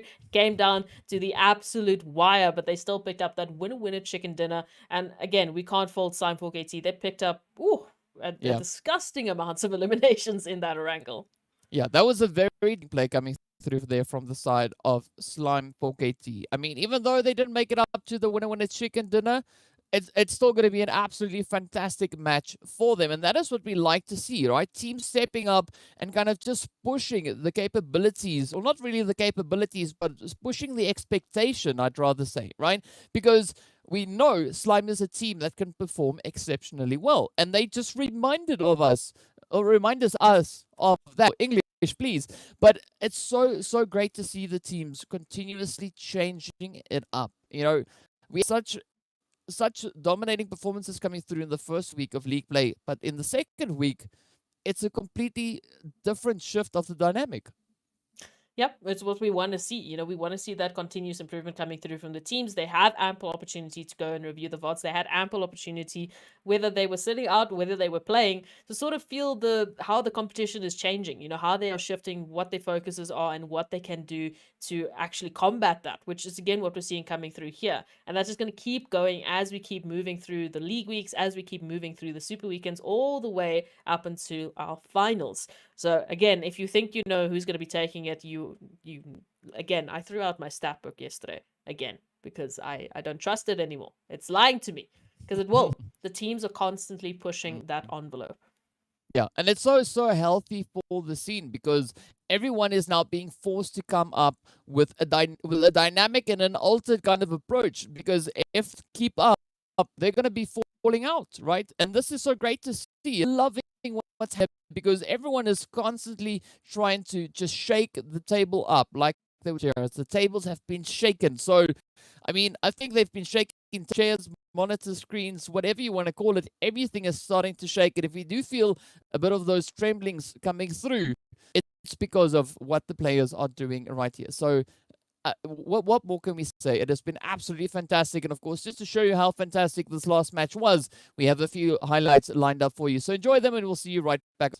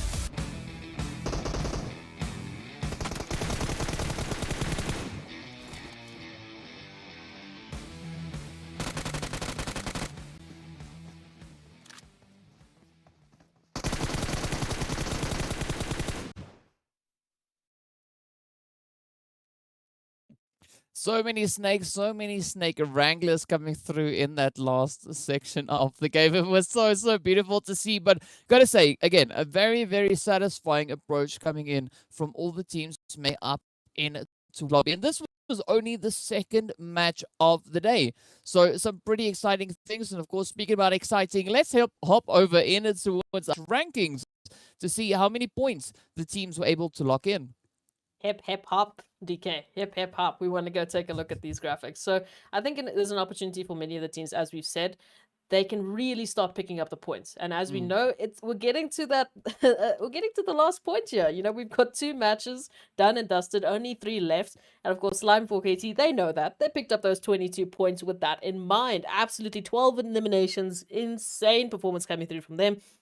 Blackjack Esports, they really need to be shouting Zane's name right now, making it all the way up into second place. And of course, they did a beautiful performance there to pick up those 9 eliminations along the way as well. Only 1 point behind Slime 4KT. And of course, our winner chicken dinner team, they picked up those 4 eliminations, but only 19 points because they were staying calm and collected, focusing on those placements. You know, they weren't really involved in many of the engagements we saw early on because they had a fantastic position.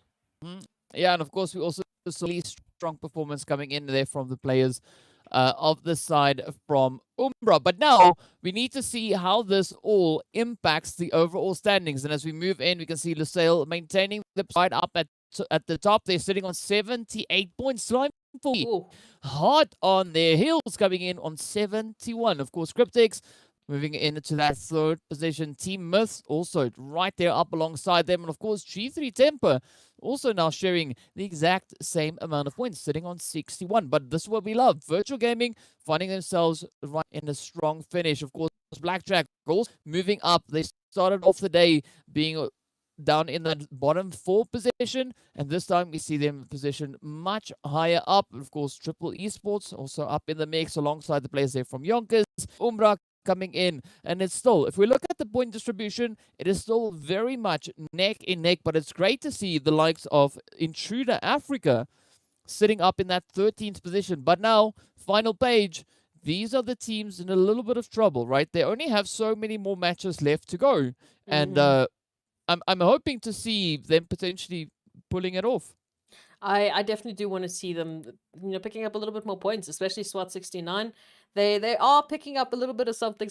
We said they started the day off with 4 points, already finding themselves on 18, so definitely making the push. But as is the rest of the teams. We saw Blackjack Esports. They were finding themselves in 17th position when we started today, now in 9th. Fantastic jump for them, and there's so much more games, well, 3 more games to come through for them to pick up as many points as they possibly can. Yeah, some really great plays coming through, but of course we've got a few more matches to go. But before we go anywhere, I want to give a big shout out to Monster Energy, our official energy for the PUBG Mobile Pro League. So we are going to be taking a quick break while we get ready for our 3rd match of the day. Of course, returning right back into Sanhok. So be sure to stay tuned, and we'll see you right back up.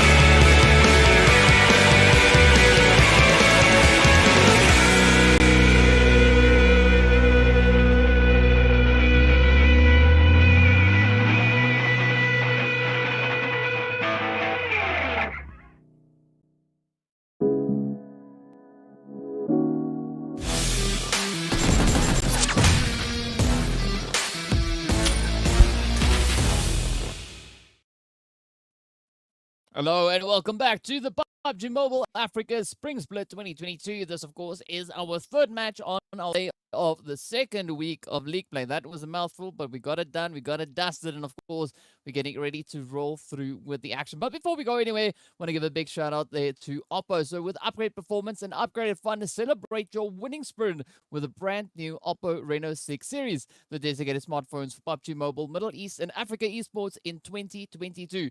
Now, as we get to move into our third match, of course, this is going to be our second visit over on towards Sanhok. We'd love to hear what your thoughts are. Tell us over on social media who you think will be the teams to come in with the winner chicken dinners this time around. Head towards Facebook and Instagram. Let us know on the PUBG Mobile Esports Africa page what your thoughts are. Now, we're getting ready to head straight back in towards the jungle, and I do expect things to get a little bit hot and heated and potentially a lot of uncomfortable. Definitely coming through from that southern side flight zone. I think it's going to give plenty of opportunities for the teams, of course, to get their designated flight path, their flight drop site, all of that. But what we do know is that there are a certain few teams that really do shine on, as you said, this hot and heavy map, which is, of course, the teams that take those early engagements like Virtual Gaming, who have really been shining on this. Even Cryptics, who've been managing, those constant three-way fights. It's been very, very crazy for a few of these teams. But of course, our focus is on the teams that currently find themselves towards the bottom of that overall rankings for the league play of week 2. So, I mean, that's 1 million esports, SWAT 69, Next Level, Super Young Stars, and maybe even we can go further up to, say, Mad Knight, Masters, etc., etc. Still plenty of opportunities for these teams to take a very big shift. But that's going to start off with, of course, Sanhok, which means plenty of eliminations to go around. Oh yes, and of course we do see a little bit of that hot drop action now coming up in towards bootcamp with Slime 4KT and 1 million going toe to toe. We also see it over in towards Sami, where it is going to be the players there from Super Young Stars and Team Unique. So the potential hot drop action coming through, but now we need to wait and see what these teams are going to be doing with those positions. Are they going to be looking to get aggressive on towards each other, or was it just a lovely happenstance coming through here? Of course, now the teams will have to make those decisions and decide which way they're going to be looking to play this one out. At least all the way out Sami, things are looking a little bit more on the relaxed end. There's no major threat coming through for either Unique or the Super Young Stars, but it is still going to be a little bit of a potential pressure position for both these teams to try and play it out. So they have to be a little cautious on that approach. But we did see teams now also making those positions up in towards the northwestern side. And up in bootcamp, it's going to be Slime 4KT, and it's coming in from 1 million. So we want to see a runaway from who? We don't know. But, I'm open for takers. Yeah, look, I really do want to see a runaway performance from anyone finding themselves in pretty much, 12th position down. I mean, there's still huge opportunities for these shifts, for these huge leaps to come through because the competition is so tight. It's only a couple of points that is really splitting them up. I mean, if you take 20th, sitting on 16th, going all the way up to 13th, sitting on, 36, that's one good game, and bam, you've got it. You've got an opportunity to come through to the second super weekend.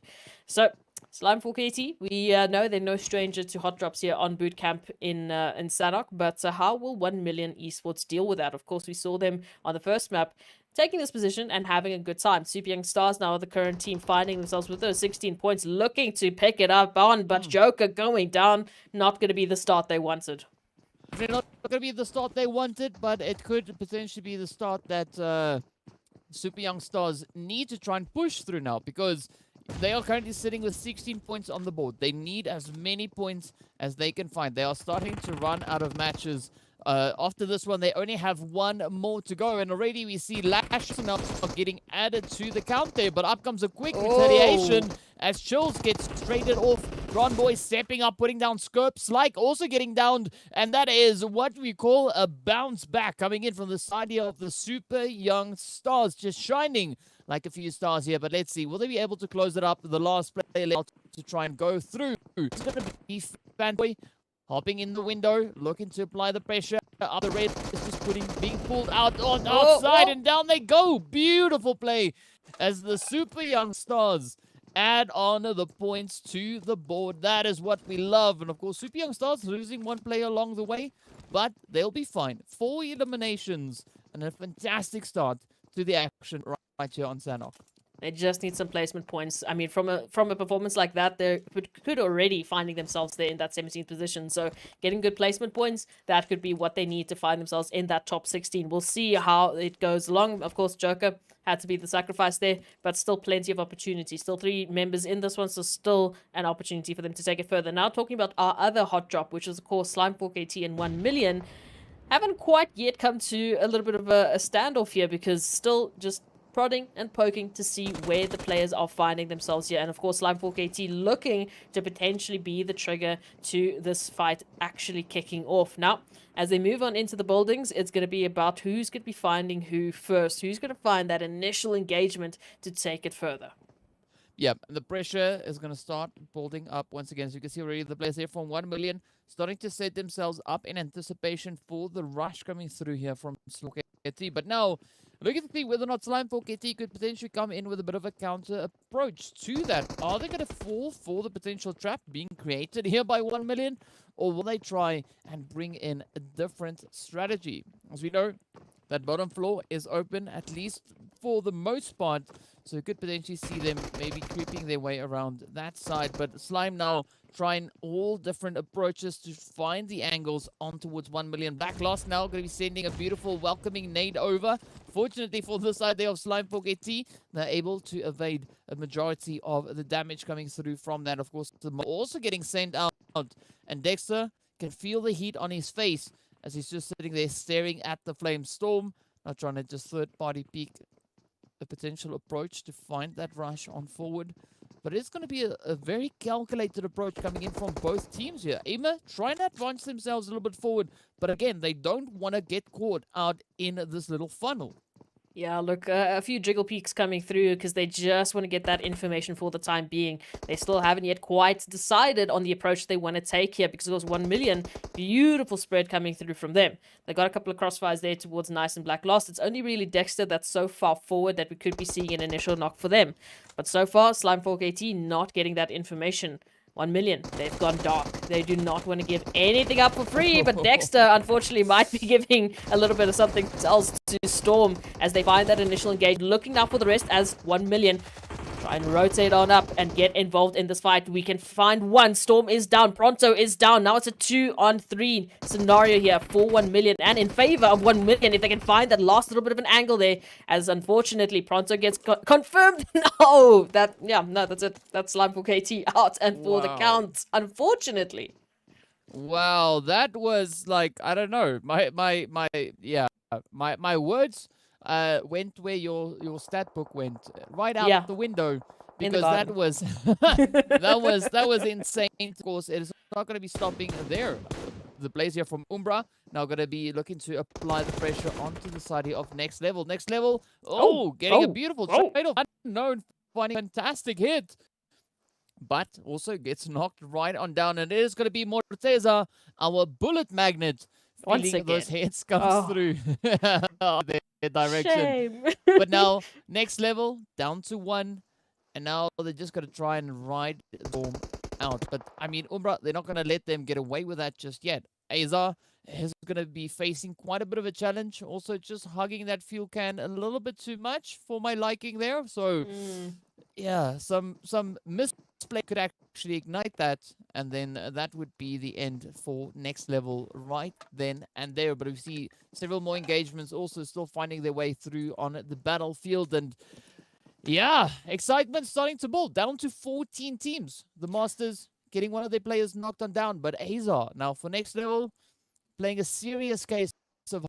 Yeah, and the emphasis is going to be on hide here for Next Level, because if they go out here with 0 points, they're going to be at the bottom of the overall rankings. I've been doing some math, and it's not looking good for them. So please stay in this as long as you possibly can. We're in our 3rd match, and no one wants to give up any sort of space anytime soon. Of course, YONKOUS and Masters Esports going to be one of the teams to do exactly that. You can see Havlik now running up onto Ban, trying to find the angle. I don't know if they know that Ban is sitting here right behind the rock. Might have just missed them. So for the time being, Ban getting fantastic information here for Masters. Here comes the bait and switch coming through. And of course, Ban going to be picking up Havlik. Fantastic opportunity for them to hold the line. But they still got 3 members of YONKOUS to deal with as they push on up this ridge line, trying to find an angle to work with here. Ban, of course, wants to get that confirmation. They need to pick up as many points as they possibly can to get them out of 15th position right now. They want a little bit of that buffer, and that would start with Havlik going down. So Ban, an absolute tear here for them on behalf of Masters Esports.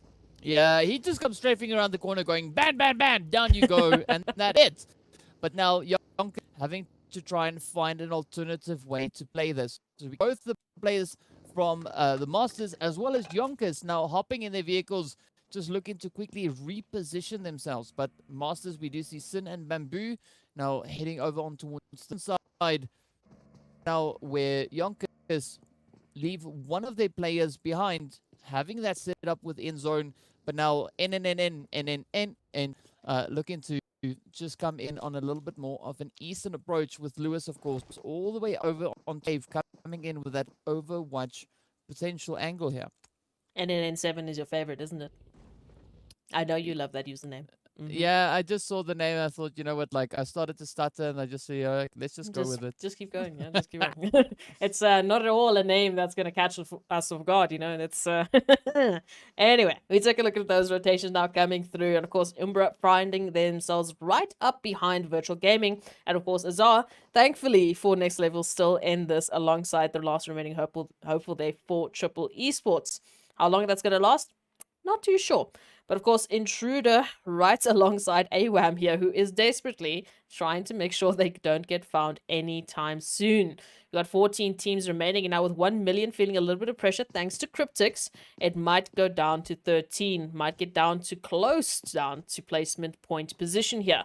That zone, still pretty center, still pretty water infested, so space, not really too much of an option at the moment, but rotations are definitely going to be fun. As you can see, 1 million just holding the line as they try to get down towards that center position, but Darkness beautifully set up. You can see them just rolling on in. And unfortunately, we do see it's a 2v4 that they'd have to work with if they get involved here.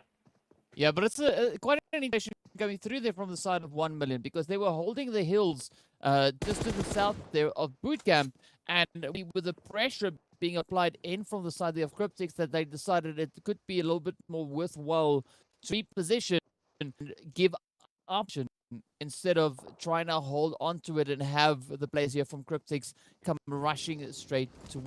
But we'll have to wait and see what Cryptics now are going to be doing with this position, because it does give them quite a good line of sight on the surrounding area. So the players there from Intruder over on the side, as we can see down on the southern end, it is going to be 1 million as well as Darkness, but also now over on towards the western side, where it is going to be the team coming through from the side of SWAT 69. So a very, very interesting position that Cryptics has now been able to gain control of.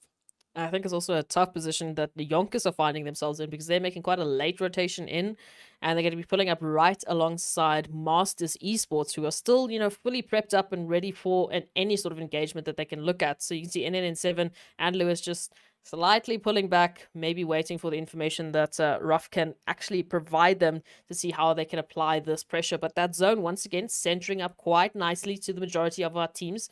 The Skittle packs are still in play. And Cryptics, right bam, center zone alongside Intruders. Yeah, it is going to be Skittle right in the middle. But some interesting plays there from YONKOUS. I mean, you see Lewis and NNN7 pushing all the way out into the blue zone. Not quite sure why, but of course now the players here from Grip, they've got their decisions locked in. They are rushing straight forward onto the side here of 1 million. They want this compound. They want to go wherever 1 million has been, but Eflex is going to try and put a quick halt to that, as we see Marshall now getting traded off. Senke coming in with a beautiful wrap-around performance, and with that, they send the players there from 1 million backing, but absolutely good play from Cryptics. So now, the next potential team for them to engage with is going to be the players here from Darkness, situated down towards that more southern side. But Cryptics, they've sealed in that center zone play. But now the challenge comes with all the other teams still having to reposition into this next phase. Of course, we can see the blue zone about to start moving up as well. So the pressure will now start to mount. And Tornado, ooh, out in the open. Oh, yeah. Look, it's about defense right now. It's about holding your positions that you've just managed to get. And Senke gonna return the favor. Also out in the open. And Manuel, unfortunately for Darkness, not making the connection. So Senke can just hop on up into that hill and hopefully into safety. We do see YONKOUS actually finding Masters Esports there. So even though they're making that long rotation up, they're making it work for the time being. Let's see how long they can last, though. Of course, at least with a 3v3, it puts them on a little bit more of an equal footing. And, of course, Darkness taking control of this compound. Cryptics back up onto the hills. Many of the other teams also having to make their rotations in. Virtual Gaming pulling up right alongside Umbra. And, of course, there's that confirmation. Lost solo there from Triple Esports out and for the count. But it does mean, for the rest of the teams, a little bit of a sigh of relief because we're back into placement point territory. Yep, that is where you want to be. That sweet, sweet spot where you can just farm those placement points alongside the eliminations as well. And we can see a few teams already finding quite a few eliminations, but now the pressure comes onto the side here of Virtual Gaming. They were showing quite a bit of aggression yesterday, but it does seem like Umbra are out for a bit of a vengeance play, right? Alphalucci on that front line could be part of the welcoming committee, but it's going to be a tough one because Umbra seem to have their sights set on just bringing in some absolutely devastating performances. And already now, as we can see them finding a few of those heads sent elsewhere. And, I mean, which way is it going to go? Because Umbra, they've got a good position up on this ridge line. And all they got to do for the time being is hold on until we get that next zone popping up. Yeah, because Virtual Gaming, they're the team that actually has to push on in. It's Alphalucci that's in the zone, but the rest of their team still has to make a rotation in. And as we can see, Umbra, they found SWAT 69 as well, so happy to pick up a couple of stragglers here and there. But rotation SWAT 69 should be coming through as they try and keep their numbers in check. That zone coming through now, pulling up all the way there towards Intruders and Lusail does mean that the time that they spend here might be time wasted as they try and make their rotations in. Yes, it's Sanhok. Yes, the rotation are, a lot quicker, but look at the migration that has to happen from these eastern side teams. A lot of teams that have to find some space here, and a lot of teams that are going to come through from the same direction. So you want to make sure that you're the first team to set up. You want to make sure you're the team to gatekeep the rest and pick up some fantastic eliminations. As we know, Sanhok is absolutely the perfect opportunity to do so. Super Young Stars as well. They're currently leading the pack with eliminations. But we can see that it is very, very dangerous here on Sanhok. Yeah, it is going to be a super challenging place to make whichever way they go, and waste it now, laying once again. Alphalucci being the target there, and pinpoint accuracy coming through the rest of the team there from Virtual Gaming, just holding over on towards that more northern position. Let's see that zone shifting over in towards the trifecta, and that is a really challenging zone to be playing. Also in the feed, we do see the fight breaking out between the players there from Mad Knight as well as Lusail. Beautiful exchange coming in from either side, but look at this though. Kingerman, Agent 47, both getting taken down. Tyson now trying to hold on for dear life as the rain lead just comes through from the side here of Lusail. Trump now cooking one up, trying to see if they can reach all the way across. That blue zone being in play, and with that, an absolutely brutal hit. Beast now being the last remaining hopeful for the side of Mad Knight. But Lusail, they've got the northern section of Trifecta pretty much locked in their favor. Now, all they got to do is defend it as best they can. Of course, center zone currently being occupied by the players there from Intruder. So again, even if Lusail holds this northern position, they still need to be super cautious of that little bit more southern approach. South, we see the players here from Umbra pushing in towards the western side, looking to come up alongside the team here from SWAT 69. The first knock making its way in. But fortunately for SWAT 69, there was no confirmation just yet. But now, SWAT trying to lay down the law as they're trying to halt the advances coming through here from the side of Umbra. Oh, Umbra kicking down the door, looking to start the engagement here as all the nades are being prepped and thrown their way of SWAT 69. Next level, unfortunately, getting taken out of that solo. Confirmation coming through. And PRZ taking quite a few leads themselves with the blue zone as they try push on up closer to SWAT 69, who currently have the first foot in the door with the zone. It's Umbra that have to make the rotation in. They have to go through SWAT 69, who they've now obviously alerted to their presence, that they want to get in, and SWAT 69 have an opportunity opportunity here to just gatekeep and hold the line. Wasted very close to that line indeed, as nades keep flowing on in. And Umbra desperately trying to get in the zone. But we saw these snakes in the grass, they deal some damage, and Shadowin being taken down alongside Lashin. As we can see in the feed, it is absolute chaos. How is Team Umbra gonna manage this? Yeah, I don't know. It's going to be a super, super tough one. But all SWAT 69 needs to do here is just keep the pressure up, because Wasted and Morteza cannot stay in the blue for too long. And they just got to clean up these edges, as we see Yash now doing their stepping forward and just assisting with the absolute carnage we see unfolding onto the side here of Umbra. Morteza is going to be the last one left for the trying to make a quick rush. But SWAT 69 getting hit as well, as Cryptics now come in. Umbra getting sent back into the lobby. SWAT 9 also right there alongside them. Absolutely brutal stuff. I mean, Cryptics just capitalizing on the angles that they've got here. Look at this beautiful spread. They're utilizing the position here to the absolute fullest, but they don't have position locked in the zone just yet. Up comes Bamboo now from the side of Masters. Oh, but he gets spotted out, and down they go. And with that, we are down to only 8 remaining. INTRUDER looking absolutely fantastic. Bringing in a little bit of that 2-2 split. Rauf and Weiss, they're going to have to now play a super aggressive defensive game here.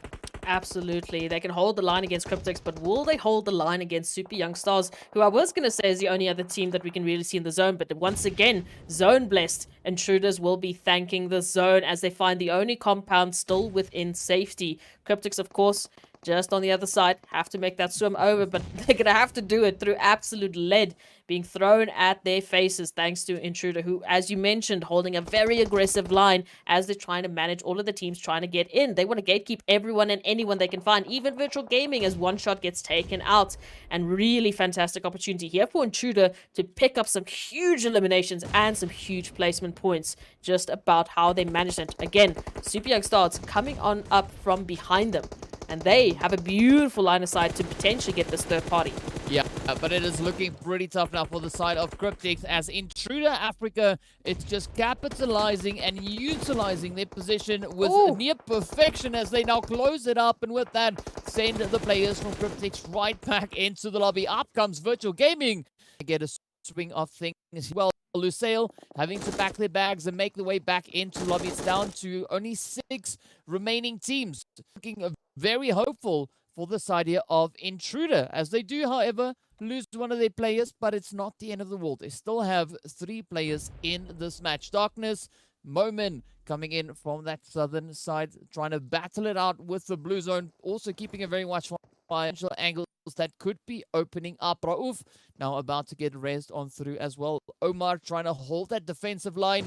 Petrox might get a beautiful nade getting sent their way, but with that, YONKOUS now off they go, back into lobby. Down goes Darkness as well at the hand of the Blues. And there's now only 4 teams left. Super Young Stars on the approach as well. Mad Knight getting traded off. 3 teams remain. Down comes their heads onto Intruder as Petrox just comes lasering through on towards Omar. Oh, but down he goes. Chala sneaky cheeky hit in from behind. Lash and Chala Cronboy now looking to capitalize on the surprise element they have in their favor. It is going to be Stars up against Intruder. A 3v2 in favor of Super Young Stars. But now, Intruder Africa, they just need to play the heck out of this position. Rauf trying to hit that nade in the hand. Boy, up comes Chala, trying to bring in that off-angle approach. But we see Lashin still holding off in the distance. Chala moves up, down he goes. Beautiful coming in from Weiss. Intruder looking good, dealing with the threats as they come. Lashin, the next one to try and step up to the party. Of course, the confirmations coming through as Weiss lands a few of those hits, while nearly getting the confirmation. But now this is going to be absolutely important. Oh, the hit comes through. The trade-off is in. It is going to be Weiss up against the side of Cronboy. A 1v1 play to the finish. Will we see those volleys come through? No. Just limbering up before pushing forward. Cronboy cooking up that nade. Oh, cause an absolute devastation onto them. And with that, the Super Young Stars steal the chicken dinner from the very clutches of Intruder Africa. Absolutely fantastic play coming through here from the Super Young Stars. Look, I said Super Young Stars, they need to pick it up. Otherwise, they're not going to be finding themselves picking up those rankings. They were having a very tough time yesterday, and today coming through with that winner chicken dinner and the eliminations that they managed to pick up. Beautiful opportunity for them and a huge leap I'm expecting on that overall rankings. And it's exactly what we said. Once again, a team finding themselves in 20th position might be moving up all the way to that mid line. And that's because of the management coming through from Intruder. Yes, they had a huge presence towards that other eastern side, but coming through right from the south, right from behind, it was Super Young Stars who were just left to their own devices, and they made a beautiful showing in that last final zone.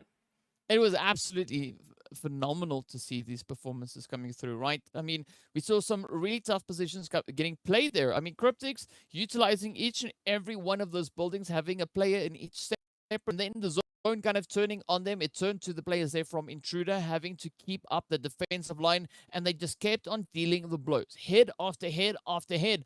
But the Superstars had a fantastic opportunity. Seeing that all the action was happening over on towards that eastern side, they got then presented with the chance to move in from the west. And that is exactly what them doing there. And they moved in. They caught the final players off guard, just kept on applying the pressure, constantly pushing. And with that, resulted in them getting a very well-deserved winner chicken dinner. And that is one of the examples of how Sanhok is played. Exactly. I mean, those third parties coming through, you get so much information on Sanhok with what's going on around you because you're so close to everyone else. So fantastic use of, utilization of information that Super Young Stars really had to work with. They heard that initial engagement with Cryptics, with Intruder. They saw the feed absolutely crazy going in favor of Intruder. So they knew what was happening. They could see what was happening, and they just bided their time and chose the opportune moment to get involved and pick up that winner chicken dinner. Not to take anything away from the fight that Intruder put up. I mean, it came down to a one-on-one for a very good reason. Intruder really just utilizing the positions that they had from the get-go to try and stay in as long as possible. It was absolutely beautiful to see. And of course, just to remind you of how amazing it was, we have a few highlights of this match. Enjoy them, and we'll see you right back afterwards.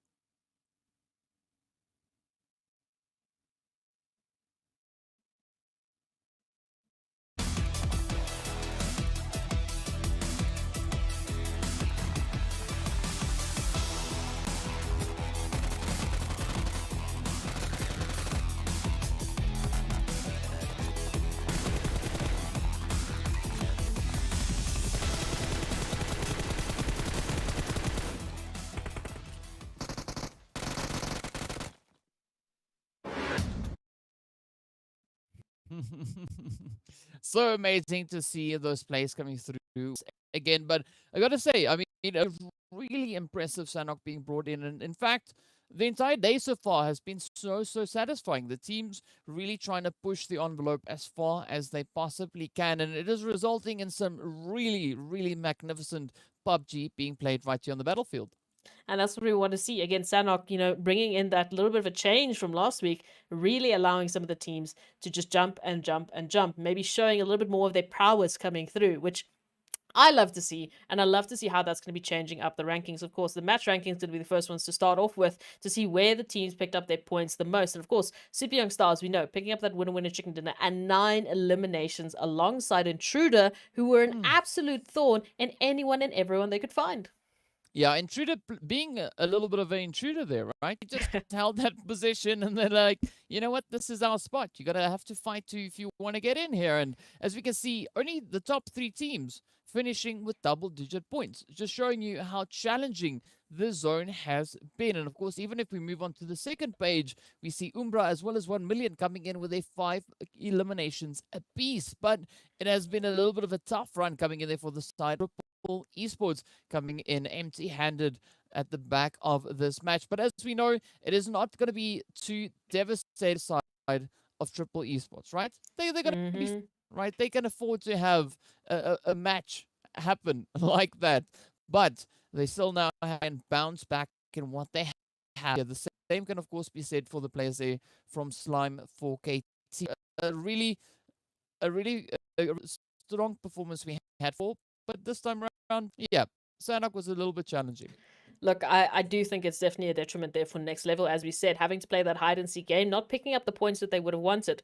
But now we can take a look at the overall rankings to really see what's going to be happening here. So Lusail Esports still finding themselves in pole position. Of course, Line 4KT getting on closer and closer and closer. And as we start to trickle down, we can really see quite a couple of twins. I mean, Cryptics, Virtual Gaming, 71 apiece, Team Myth, G3 Temper, 61 apiece.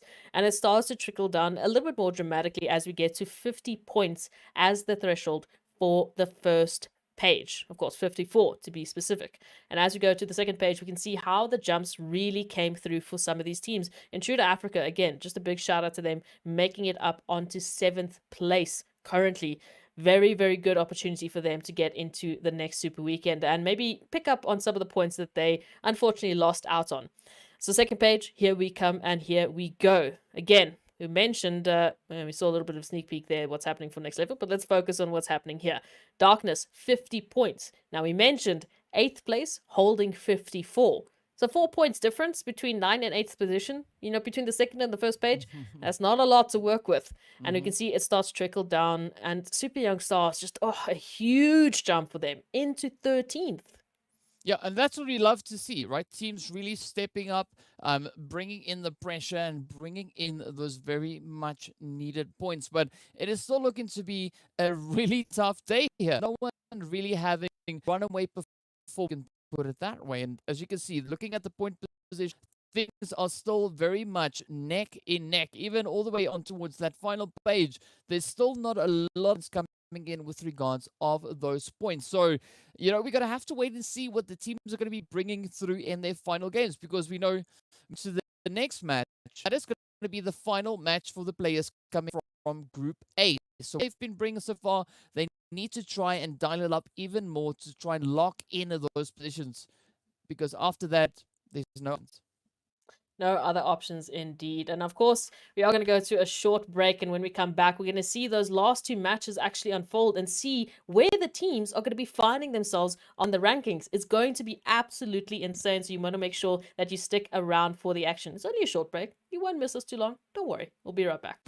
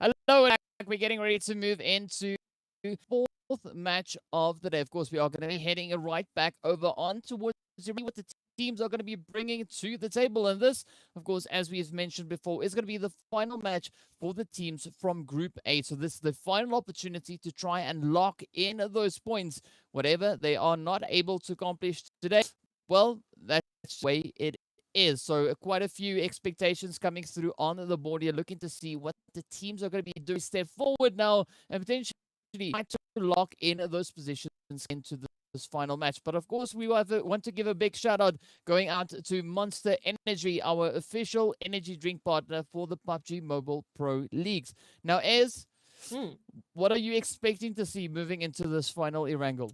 Ooh, moving into this final wrangle. So, look, there was a few teams that really stood out. I mean, Cryptics also, they get close. They get really, really close. And in those final moments, it just trickles off just a little bit.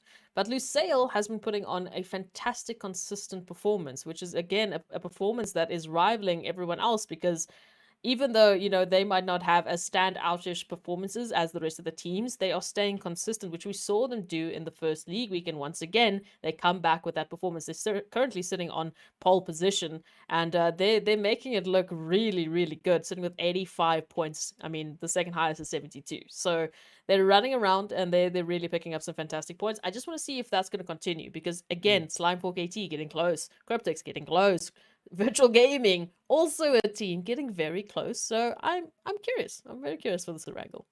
Yeah, there's a lot that have done moving into this final match, and you know the teams couldn't be in a higher stake position if we had it any other way, right? Because whatever they're going to be doing now is where it's going to be at, right? They have to step it up. They have to try and push their way on through, looking to see what it is they'll be able to pull off coming into this final game here. I mean, hopefully it works out, right? Hopefully they're able to achieve what it is that they are looking to pull off. So it is going to be the players coming through there from the side of Cryptics, Darkness, Mad Knight, and of course Team Umbra having that final push. Absolutely. So, I mean, opportunities for definitely a lot of teams to come into this one. I think it's really going to come down to how that zone is going to react, because once again, we see that flight path coming through all the way from Milta towards Gatka, so cutting off basically the southern part of the map, which is a fun time, I guess, for some of the teams, especially like, you know, Masters, who we know frequent that military base, especially Next Level. And Next Level, I'm putting some pressure onto them, if I'm going to be honest. I really want to see them come through into this one and pick up a huge game. Because they're currently sitting with 18 points, right? Just 3 points behind SWAT 69, who we also know want to come back for that Super Weekend. They need to come back for that Super Weekend. So they're going to be pushing the envelope into this one. Next Level has to push the envelope. 1 million esports and Masters esports have to push the envelope. So it's going to be a fun time. You can see that spread coming through now, looking pretty good. We love the Skittles pack on the map as everyone is trying to find their optimal position. We do once again see 1 million and G3 Temper, you know, having their little bit of a spat there towards Farm and Milta, and Next Level actually changing it up, going towards Milta Power. But that zone, smack bam center north, we love to see it. A little bit of a change up coming through, and of course really opening up some fantastic opportunities for teams who really do thrive in those northern positions. I think honestly, Team Unique, if they were in this one, they'd be kicking themselves with absolute joy, because you know they love that Severny position. But unfortunately, they're one of the groups to just sit out for this one, and they'll be joining us on Sanhok. Again, a little bit of contention here towards that eastern side. As you can see, Next Level involved, 1 million involved, G3 Temper involved, Virtual Gaming, Darkness. Oh, it's going to be a fun one. Even Blackjack is just there towards that northern side, trying to rotate on through with Slime4KT. So, that one, it's going to be fun, DK. It's going to be a fun time. I just don't see how the teams are going to make these rotations through, because already we've got Myth actually taking some contention here, some eliminations. It's not looking too healthy. It's looking a little bit tough. Yeah, I think there's going to be quite a bit of a challenging play coming through here, particularly looking at the amount of rotations. We'll have to see these teams trying to pull off. There's quite a bit of ground still left for them to try and cover to make it up into essentially those northern regions, because we can see north of the river, it's open, right? But for the time being, to see the players here from SWAT 69 trying to just push on to the side of Mad Knight. And El Chapo picking up a beautiful one there as the Beast gets traded on off. We got Agent 47 also just up ahead. Will we see El Chapo now looking to apply that pressure coming on through towards them? Because we still see a very spread out play happening here for the players from SWAT 69. Naturally, of course. I mean, they've been here before, DK.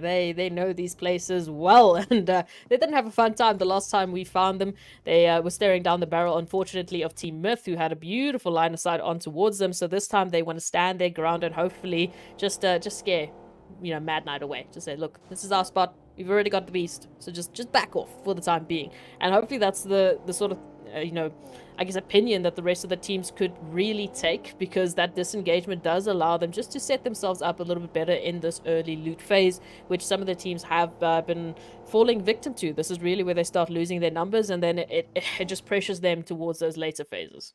Yeah, and I mean, we're going to be seeing a lot of that pressure come through, particularly with the positions currently being occupied, at least in the center zone, right? Over on towards the western side, where Cryptics find themselves, there's no pressure whatsoever. They're the only team holding on towards that region. But we do see from the southern side, Myth trying to rotate up with the players there from SWAT 69 up at them.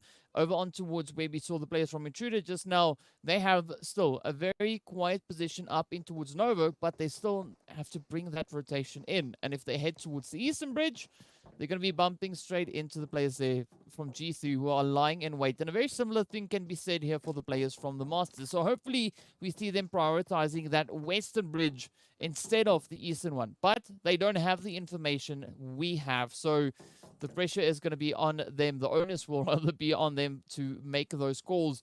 And then over on the eastern side, this is where we see the players from Virtual Gaming. We've got the players from Next Level. We've got Blackjack, all finding a very similar kind of position to try and play from. And all four of those teams still have to try and ensure a strong position moving into this next phase.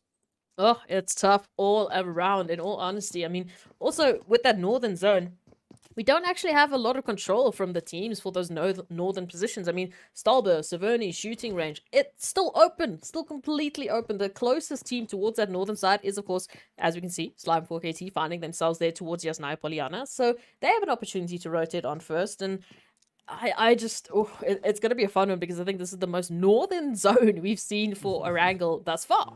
Yeah, they've got pretty accustomed to playing on the southern edges, right? The west, the east, but... Yes, but this is what we love, is when it takes an extreme shift up north, for instance, right? Seeing that the teams have had a lot of those southern zones being dealt in their direction. Now, this is where the rotations have to come through. And I do think this next zone shift is also going to add to the level of complexity, because we've got 1 million now being the most northern currently, and they're not even that far north. But also Blackjack having a little bit of the players here from Next Level rotating right through them. Again, now just respecting the trigger discipline, not really jumping into any unnecessary engagements just for the sake of engaging in a fight. Right? It's going to be a little bit of a tricky rotation. All the teams concerned here, because moving up north, they're going to have to try and prioritize those positions. And I'm curious to see who's going to move into which ones. Could we potentially have some teams venturing all the way to Saverni? I mean, I do think 1 million are going to be trying their options here, but will we see them commit that up in towards the northern side? Yeah, I mean, if you want to talk about more of a central position, that's basically where we find Darkness and YONKOUS, who are closer towards, Rozak, and maybe even the Sunken City could be, considered here, but there's still options for many of the other teams. I mean, shooting range, just a little bit more south of that, you could be finding yourself a couple hills there that they can work with. But Slime 4KT, and of course, you can see they're finding themselves a few neighbors joining the party, which is, of course, Next Level, who are looking to hold this position as well, with the rotations coming through from Virtual Gaming and Blackjack Esports cover will be essential for these teams to make sure that they're not going to be falling victim to, as you said, maybe a little bit of an itchy finger there on the trigger for many of the other teams setting themselves up here. Azar, of course, spotting out Aimer, throwing a couple of warning shots, just saying, hey, back off for the time being. We want to find an angle into this one. Yeah, and they're going to continue now to try and just play these angles. Unknown and the rest of the players here now just trying everything. Ooh, but a little bit of a block coming through there as Azar. Not quite sure where he has gone, but the rest of the team looking to be super active in their approach onto the players here from Slime 4KT. It does seem like Azar has now rejoined us once again. Welcome back, but now he joins at a very interesting stage because Slime 4KT down 3 players, but also now having a position in the opposite building. As we can see, these nades, they could be quite devastating. So it is all going to come down to how the players here from Next Level are going to be looking to take these approaches. We did see a quick opening happening right there, but fortunately, Next Level, so far, avoiding the majority of the damage potentially being sent over there from side of Slime 4KT.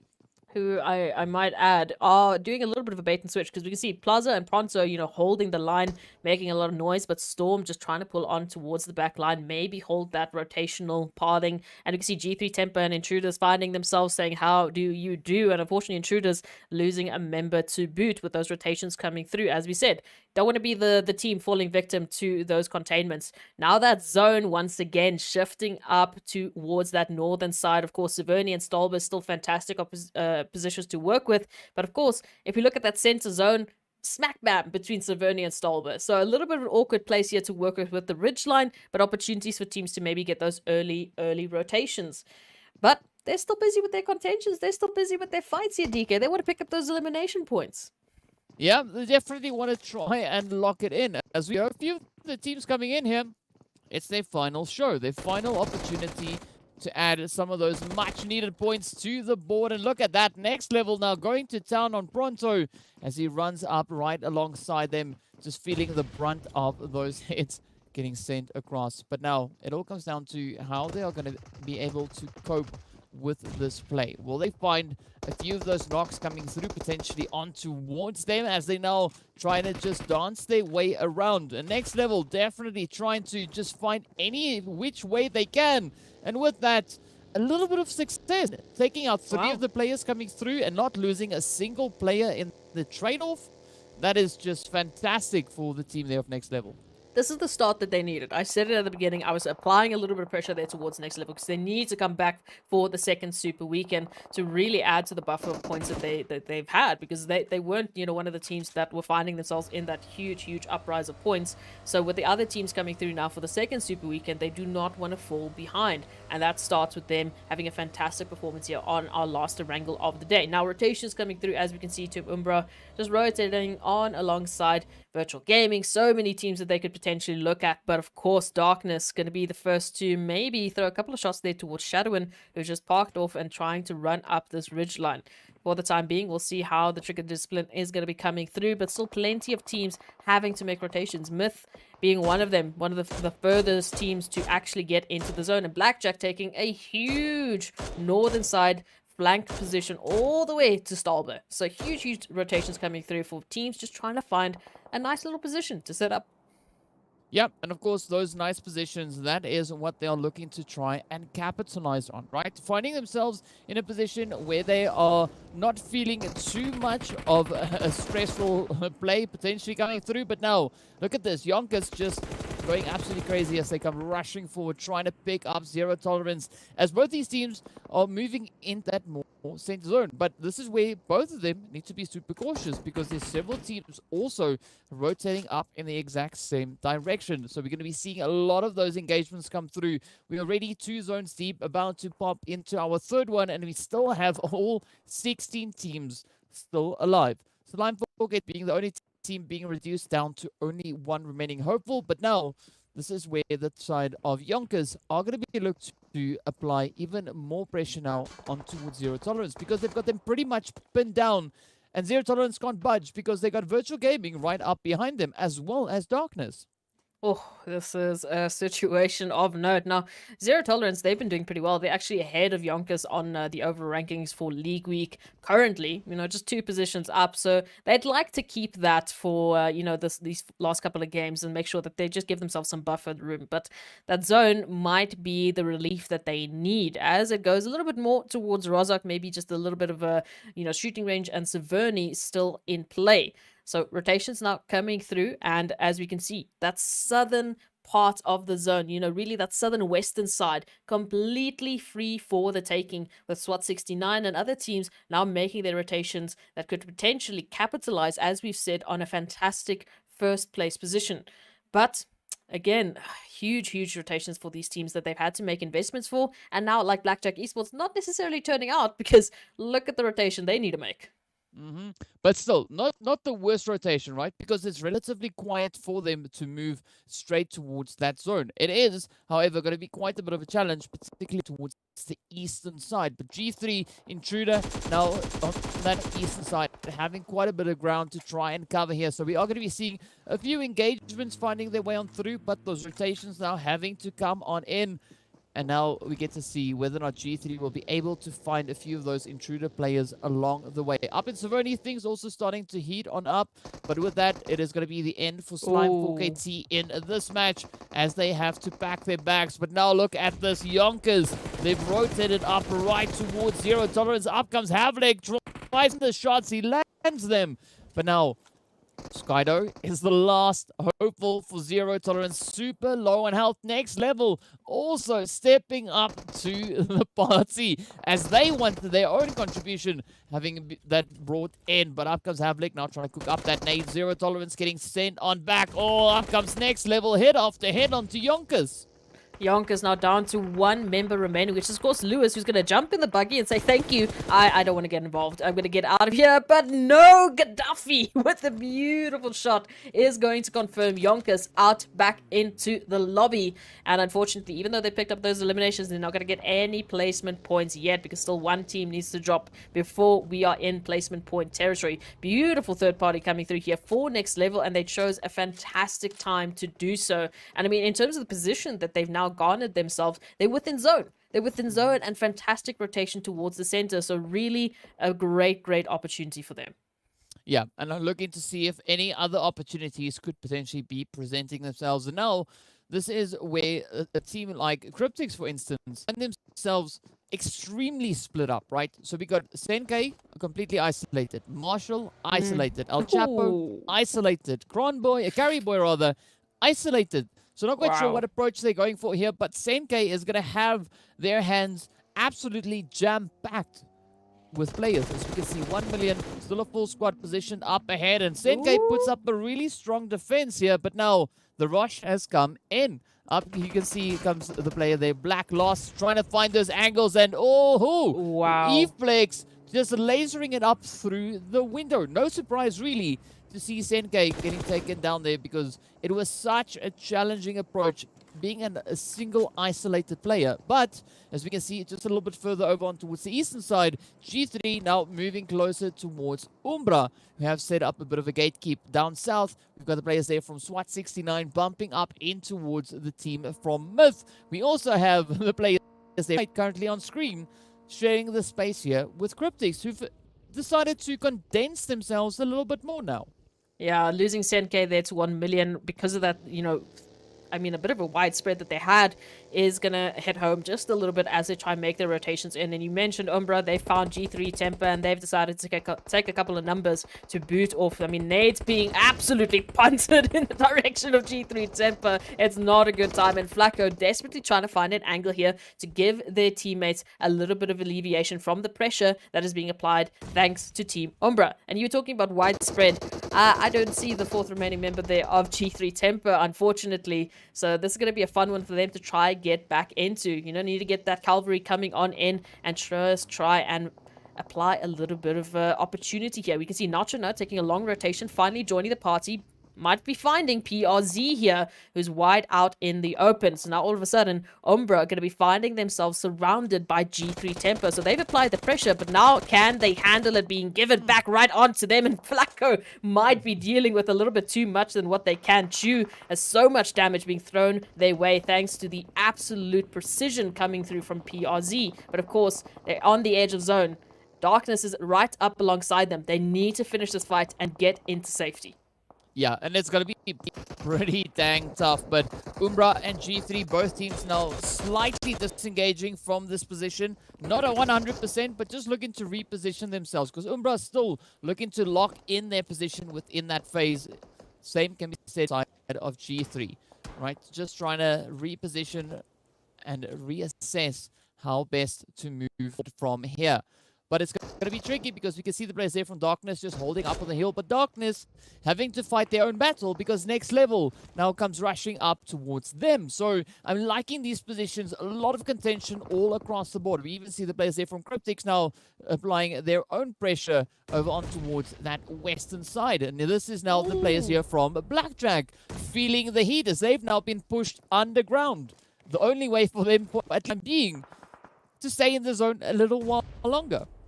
Yeah, and a little while longer will be actually determined here thanks to Cryptics, who are absolutely just ready to throw as many possible nades down that bunker to get a little bit of confirmation here. But of course, zone will be coming through shortly. For now, Cryptics will be holding the line and just keeping poor old Reverb and Lelouch down here underground with no way out. Zone, surely but surely, closing on in. Myth, of course, making that southern rotation in light alongside Masters Esports and feeling a little bit of the brunt of the action, unfortunately, as they have dropped, I believe that's Broly and Ramsey. So down to Akram and Moment now to hold the line for Masters Esports.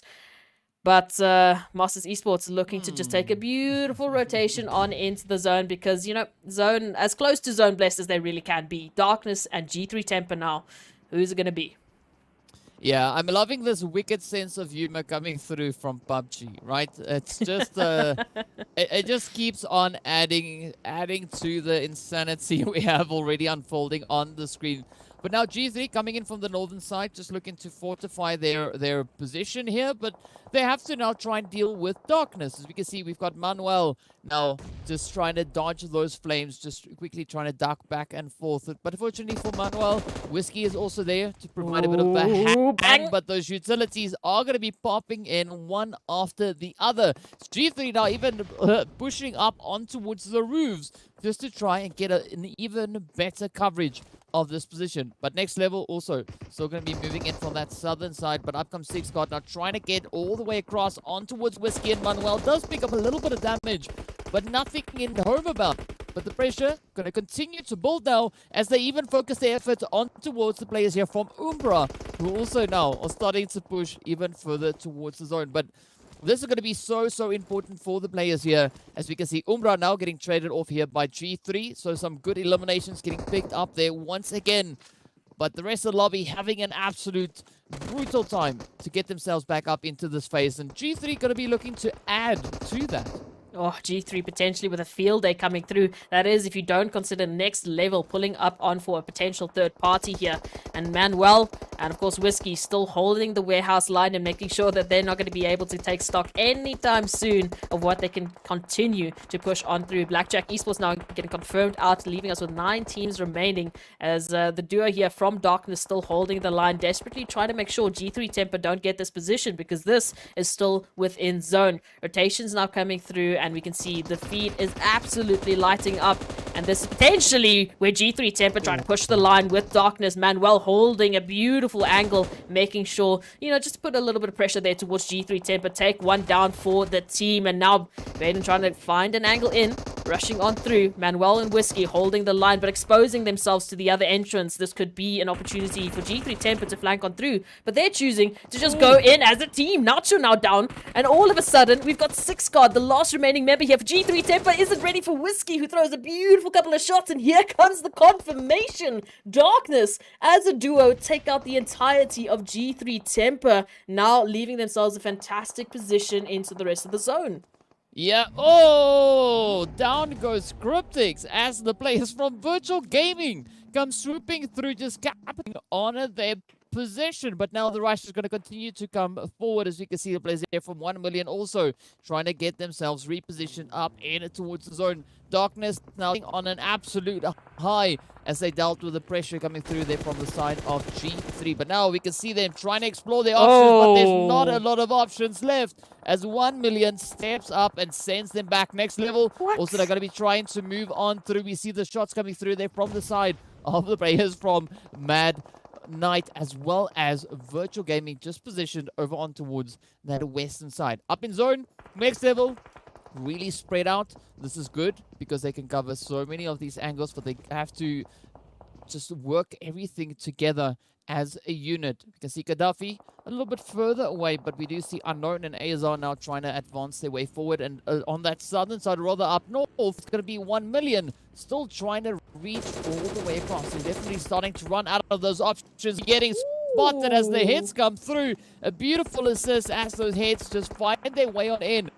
1 million looking to apply the pressure, utilizing the heck out of that little shack. But look at these nades finding their way all the way down towards where Azar is. Up comes the rush now. Come on. 1 million looking to close this one out. They're not going to let the players here from next level rather get away with this. But Unknown is going to come strafing through the smoke, just laying down the law head after head. The Masters having to pack the bags as they also now sent back into the lobby. And here comes the hit. Next level looking to dial it up even more so. But 1 million continuing to keep the pressure on. I love this play coming through for 1 million. Now, try to find the confirmation here on towards next level. Next level, down to 2 members still remaining. And as the confirmations come through, thanks to the mollies, it's Knight and Dexter who are trying to find the angles here. Oh, a little cheeky peeky come through, but Dexter not making the connection. Black Lost still there towards the northern side on top of the hill, holding the angles as they're trying to get the meds, trying to get the heals up and coming. And Azar just absolutely being such a nuisance to 1 million Esports, who are trying to find an angle. But up come Virtual Gaming now for a third party. A little bit of an action here. Dexter finding one, and that's down to 2 teams here. Oh, I'm loving this position, though, coming in from Virtual Gaming. I mean, 1 million, some beautiful shooting being done right there. But look at this. Virtual Gaming rolling on through from that southwestern side. They've got the numbers advantage, and all they got to do is just absolutely rip 1 million into small, little, tiny pieces if they want that winner chicken dinner. But the Blue Zone also now starting to move on through. Virtual Gaming, the only one of these 2 teams currently positioned up in towards the zone. Now, this is going to be the challenging part. Dexter and Knight, they're going to have to try and find those rotations. Petrox just trying to hold on to that little bunker, trying to set up that anchor position while the rest of them preps themselves for a potential rush. You can see the smokes being deployed. Everyone now just focusing on their position within that zone. Alpha Luigi coming in with a beautiful play right up alongside them. That could be quite devastating now for the side of 1 million. Those vehicles getting utilized, and up comes Petrox trying to keep that suppressive pressure on. As you can see, Blue Zone getting ready to move. 1 million trying all their options, even pushing those health bars even further up. But now, Zeus and the rest of the squad coming in here from Virtual Gaming, not going to be letting them have an option to rotate on forward. Knight taking several hits. Down he goes. Comes Dexter trying to make a quick dash for the tree, taking several hits along the way. Up comes Zeus pushing forward. Would he be able to close this one out? Spots out the ankles, and with that, it is a vehicle finish to close it all. Virtual Gaming comes running, just blazing on through, with all 4 players still surviving it to the very, very end. That is what we love to see. Virtual Gaming just biding their time, getting involved with that third party, and they absolutely made it look like a piece of cake, at least, because they only had a 4v2 to deal with, and they just absolutely were so precise with the shots that they were placing. Full control of the zone, I might add. You know, I mean, there was no real option for anyone to work with here, because Virtual Gaming, just as a full squad, came through and pushed all of the rest of the teams into an uncomfortable corner. Again, I really can't fault them this week. I think they've been absolutely phenomenal. We didn't get to see them in the first Super Weekend, and it's crucial for them to get into the second one. And with the performances and the showing, the engagements, everything that they've been laying out, I can't see them stopping anytime soon. Yeah, it's just so beautiful to see that level of performance coming through from the players there. Gaming, absolutely fantastic, phenomenal stuff coming through, and I mean it's doing good. Right, they are just advancing themselves up the leaderboard. They came into this match sitting up in 4th position with 71 points, sharing the same amount of points as the players there from Cryptics. But Virtual Gaming were also just, wanting to pick up that winner chicken dinner, and they've managed to do it. That is their first chicken dinner in this second week of league play. So absolutely beautiful, beautiful way to finish off this last Erangel of the day. All that's left is for them to start making their way over onto a little bit of that Sanhok action once again. But I got to say, Erangel, this was one for the books. Such a beautiful one coming in there from them. Absolutely. And you said it was their first winner chicken dinner. So, I mean, even though they haven't been getting those wins, they've been picking up the points steadily to match the likes of Cryptics. They were tied 71 points each. And now, with a game like this, I'm not sure how many eliminations they got. We'll see on the match rankings a little bit later. But with the points that they picked up, they definitely have shot themselves up into super weekend qualifying positions. That is a mouthful. But ultimately, it means we're going to see them coming through in the second super weekend. I don't see any other team really making such a huge placement that they're going to kick them out of the count. I mean, that top 6, maybe top 6, looking pretty standard, pretty concrete for the time being. We can still see a little bit of shifts going down towards the bottom side. So look, as long as they keep it going, they need to keep riding that momentum. Yeah. Definitely going to keep on pushing that momentum forward. And speaking about momentum, we are going to be hopping straight up into our highlights just to see a few of the plays from this past match. Enjoy.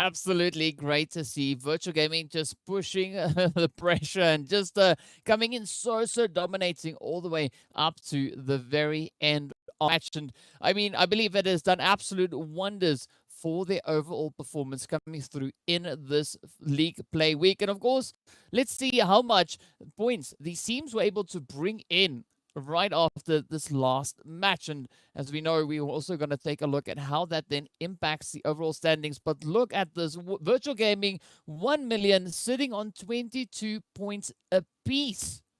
Look, I was wondering how many eliminations did they pick up then.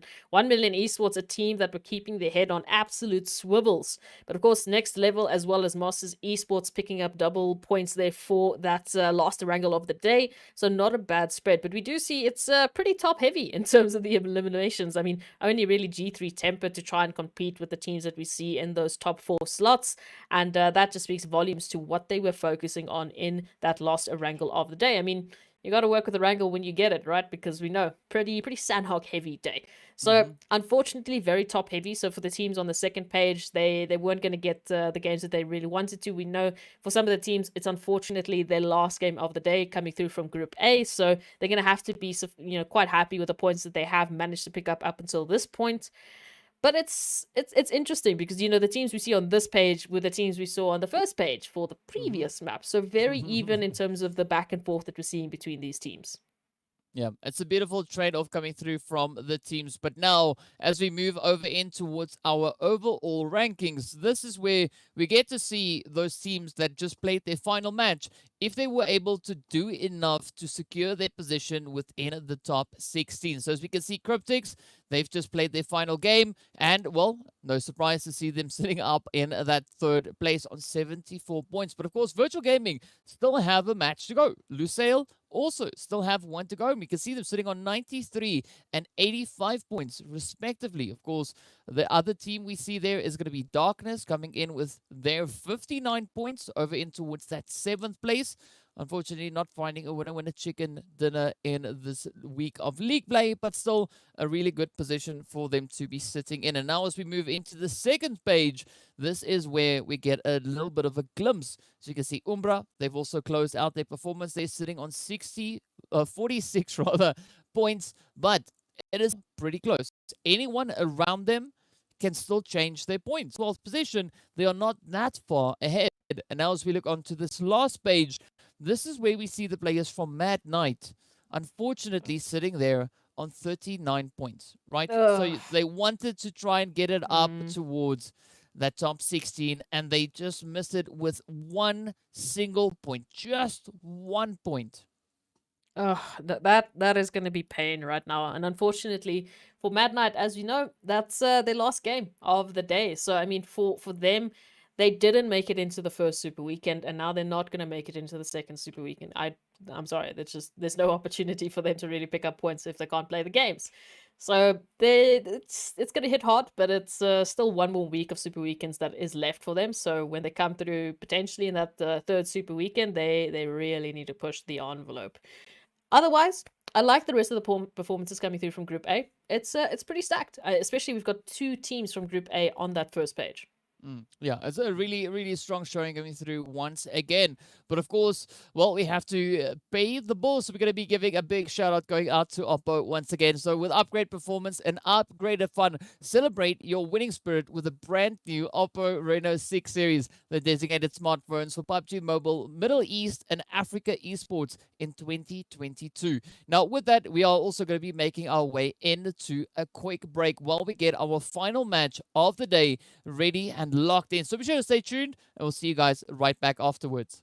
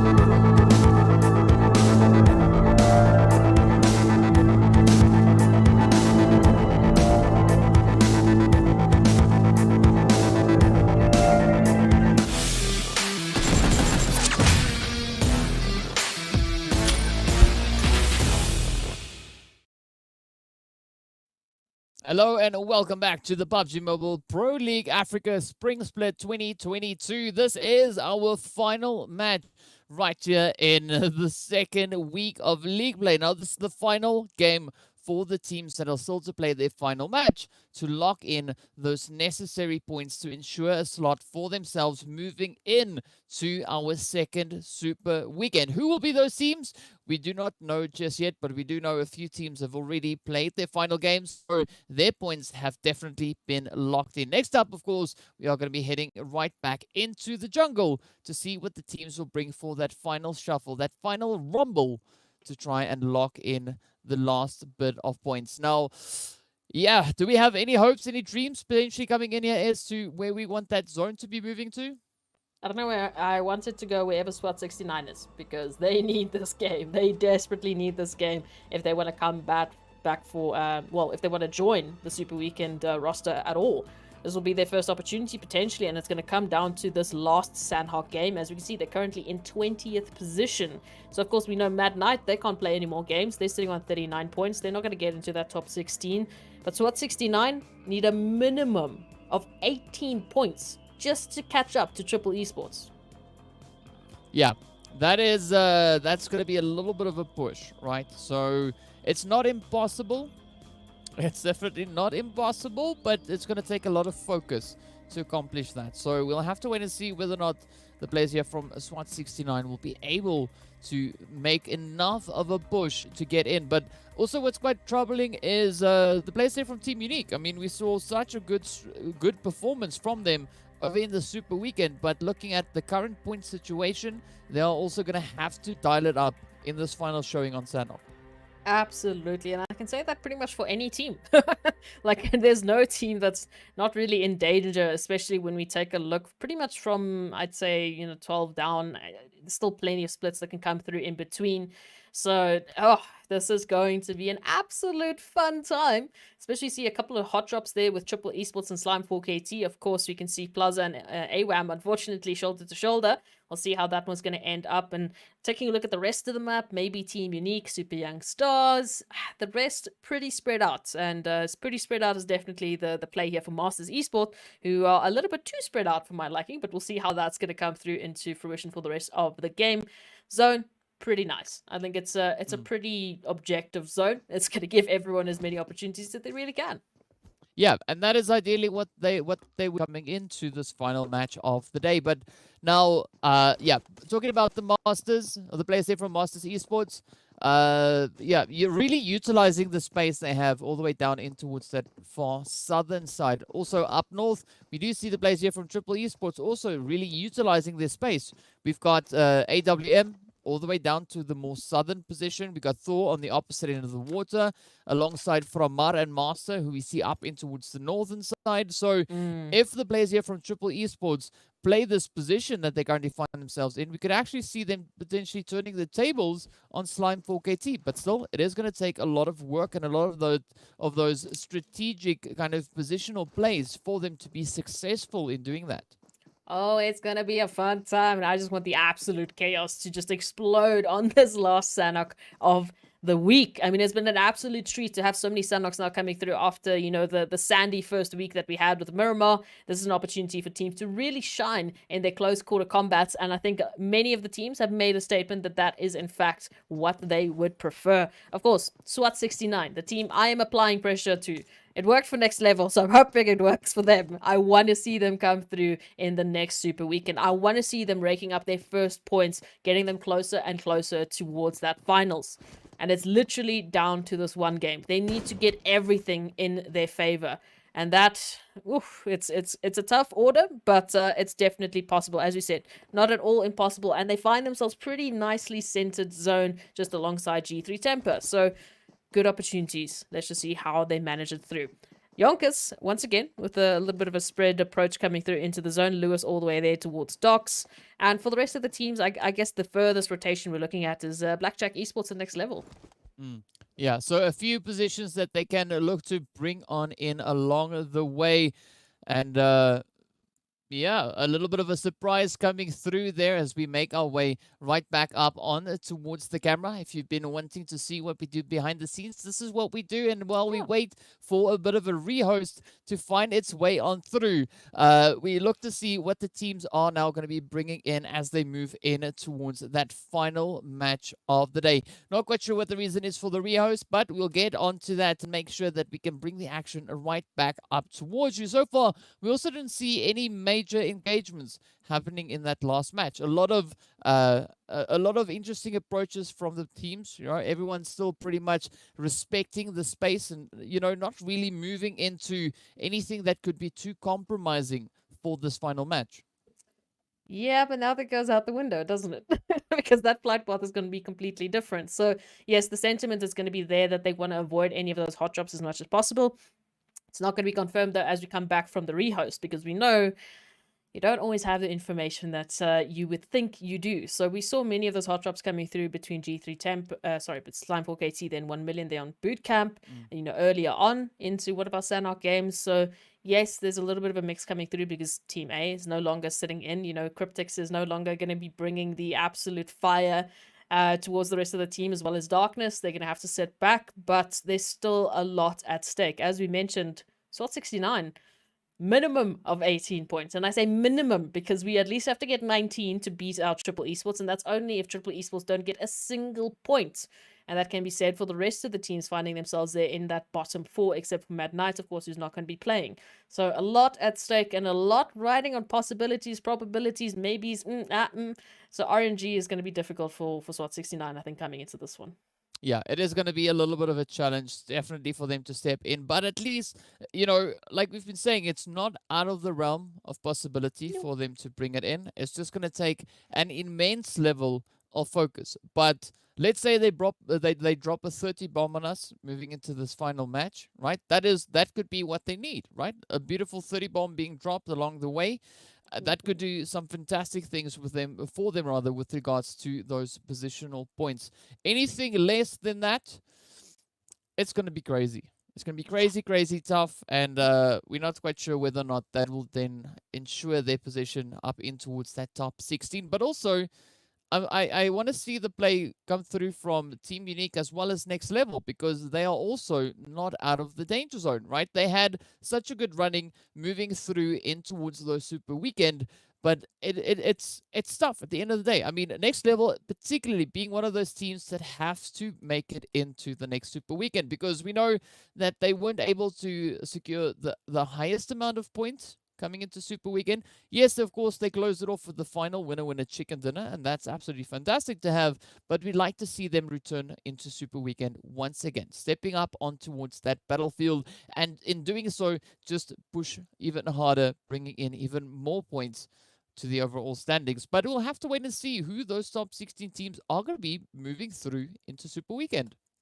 Absolutely. And I do want to see new faces. I do want to see the teams that didn't have that opportunity in the first week come through in the second week. But that does mean then we kick out, 4 other teams that had a really good opportunity or needed to come back in potentially that are not going to, be able to do that. So it's unfortunate, but it has to happen. And it's going to come down to this last game on Sanhok of all maps to really try and vie for an absolutely dominating performance. As we know, Sanhok third party central. And now you are putting all of your eggs in the basket in Sanhok.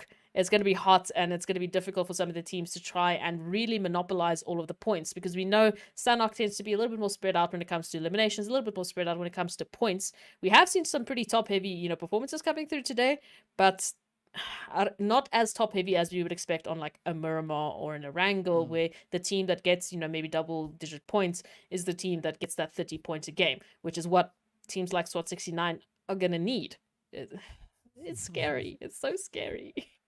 But what we can also see looking at the performances coming in from this week of league play is that there's also a lot more of a distribution coming in with regards to the points between all the teams, right? Last week, we had an exceptionally top-heavy play coming through with the rest of the teams having not as many points as they would have liked to get, right? This time around, in this week, having a little bit more of that Sanhok action coming through, it does really change up the dynamics because we've got more teams now being in a position where they can step up and bring in some of those additional points. So definitely, I do think with regards to that, it has been a lot more of a satisfying week looking at the teams having a much larger share at the point pool being available for them to try and bring that on through. But the pressure, whichever way we look at it, is not going to be off the teams sitting near the lower end of that leaderboard, particularly even the teams that are right on the cusp of that top 16. So that is going to be the likes of Masters Esports, Blackjack Esports, as well as then the players coming through from Super Young Stars, and then of course Triple Esports. Even though they're the gatekeepers, they might get kicked out of the gate. I mean, danger is basically what all of these teams are thinking about right now. And of course, that's Flightpath coming through, basically cutting off predominantly the western side of Sanhok. So some opportunities for the teams that find themselves a little bit more favored here towards those western islands will be very, very happy. Going over to the trifecta, we can see quite a few teams just dropping there close towards boot camp and just spreading up alongside Paradise Resort, maybe even Camp Bravo. But, oh, speaking about Camp Bravo, that zone moving all the way to the east. So a little bit of an opposite day here for the zone and the drop sites. Yeah, but again, it's good, right? It's good. We want to see the teams now constantly being challenged, being pushed, trying to keep themselves on their own toes, if well, that was even possible. But already a little bit of a tough start coming through for Virtual Gaming, but they're not going to mind, right? They're not going to complain about that because they're sitting at the top of the leaderboard. So they can afford to have some fun moving into this match. But Triple Esports, as I said, one of the teams not 100% secured in their position. They are now going to have to keep their focus up because they're going up against the likes of Slime4KT. Slime4KT up in 4th place, 72 points. They're pretty golden. But now Triple, they're going to have to step it up a notch. Yeah, the other thing to keep in mind is Slime4KT is no stranger to hot drops, right? They're no stranger to having to fight off their initial position. We've seen them do it time and time again. And for the most part, they have been pretty successful. So we'll see how this one's going to come through for them. Again, they don't need the points, but they can potentially keep Triple Esports out of that super weekend. So who knows? Maybe just getting rid of the competition is going to be the play here.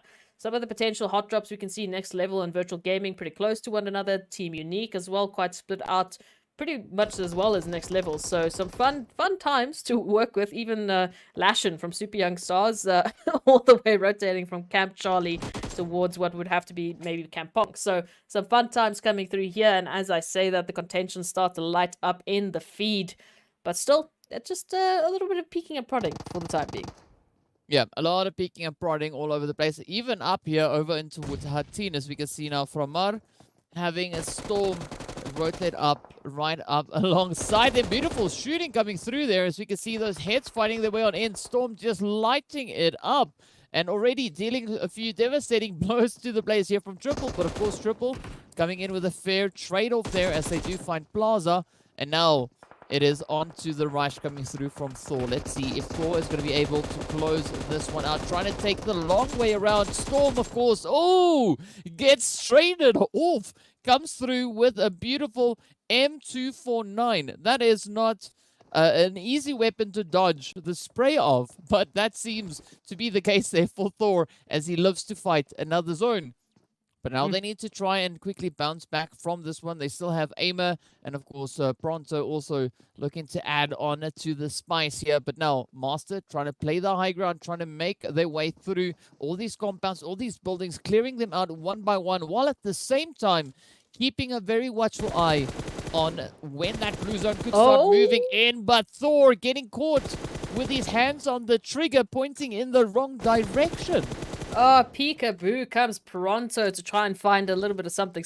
But of course, Master retaliating, just throwing a couple of shots there. Unfortunately, not in time before the confirmation comes through. So for the time being, Slime4KT find themselves just a leg up from Triple Esports.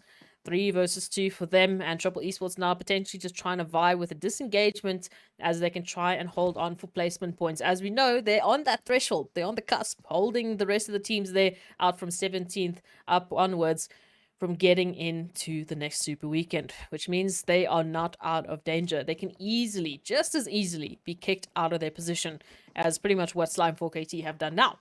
But looking at the rest of the feed, we can see 1 million finding G3 Temper. A nice little bit of an interesting contention to happen there. Because as we know, in terms of positions, I mean, 1 million finding themselves in 11th, Slime G3 Temper in 5th place. They don't really need points right now. But 1 million would definitely be happy with it. Just a little bit of a wider safety net.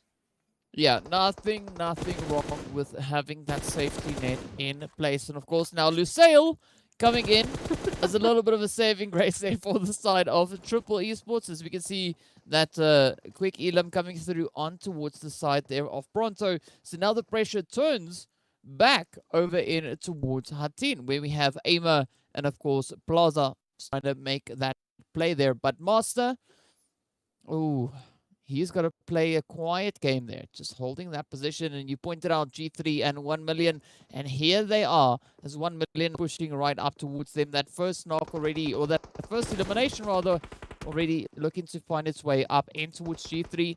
So now the onus is on Nacho, Buden, and Sid to try and keep their in this game. But as we know, they've also had quite a good run with regards to those points, and it's going to be more important for 1 million to have a successful push in this one if they're looking to strengthen their position on the leaderboard. Absolutely. I mean, G3 Temper, they're sitting on 68 points, well up into 5th place. Not really a worry for them, but they can just take their time and maybe try a couple of things out, or maybe be a thorn in the side of 1 million, and who else to boot will be the question. So a little bit of a 2-1 split coming through for them, just trying to hold their time, and 1 million obviously trying to flank around to get all the angles they possibly can with those G3 Temper nades, making beautiful connections, unfortunately, to Braden as he tries to hold the line. And now, I mean, 1 million just trying to get some confirmation. We can see the kill feed as well lighting up. I do see SWAT 69 actually finding a little bit of success there on towards YONKOUS, so that's going to be crucial for them, and we're going to have to keep our eyes on the feed for that recommendation. Ooh, for that succession that we can see from the fight coming through. Braden's down. There's only 2 members remaining here.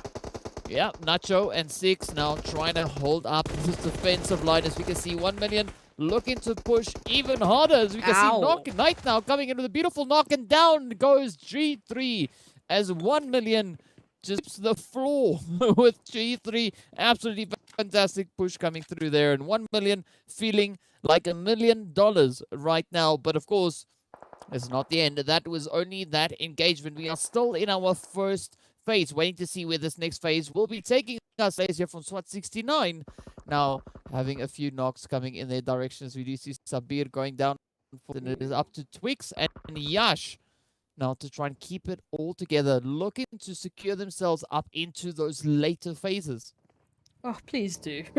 I don't like this position. YONKOUS, of course, finding themselves currently on the leaderboard in 10th place, right? They're feeling even more healthier than what 1 million esports were, so they're going to be fine. It's SWAT 69 that I am so worried about.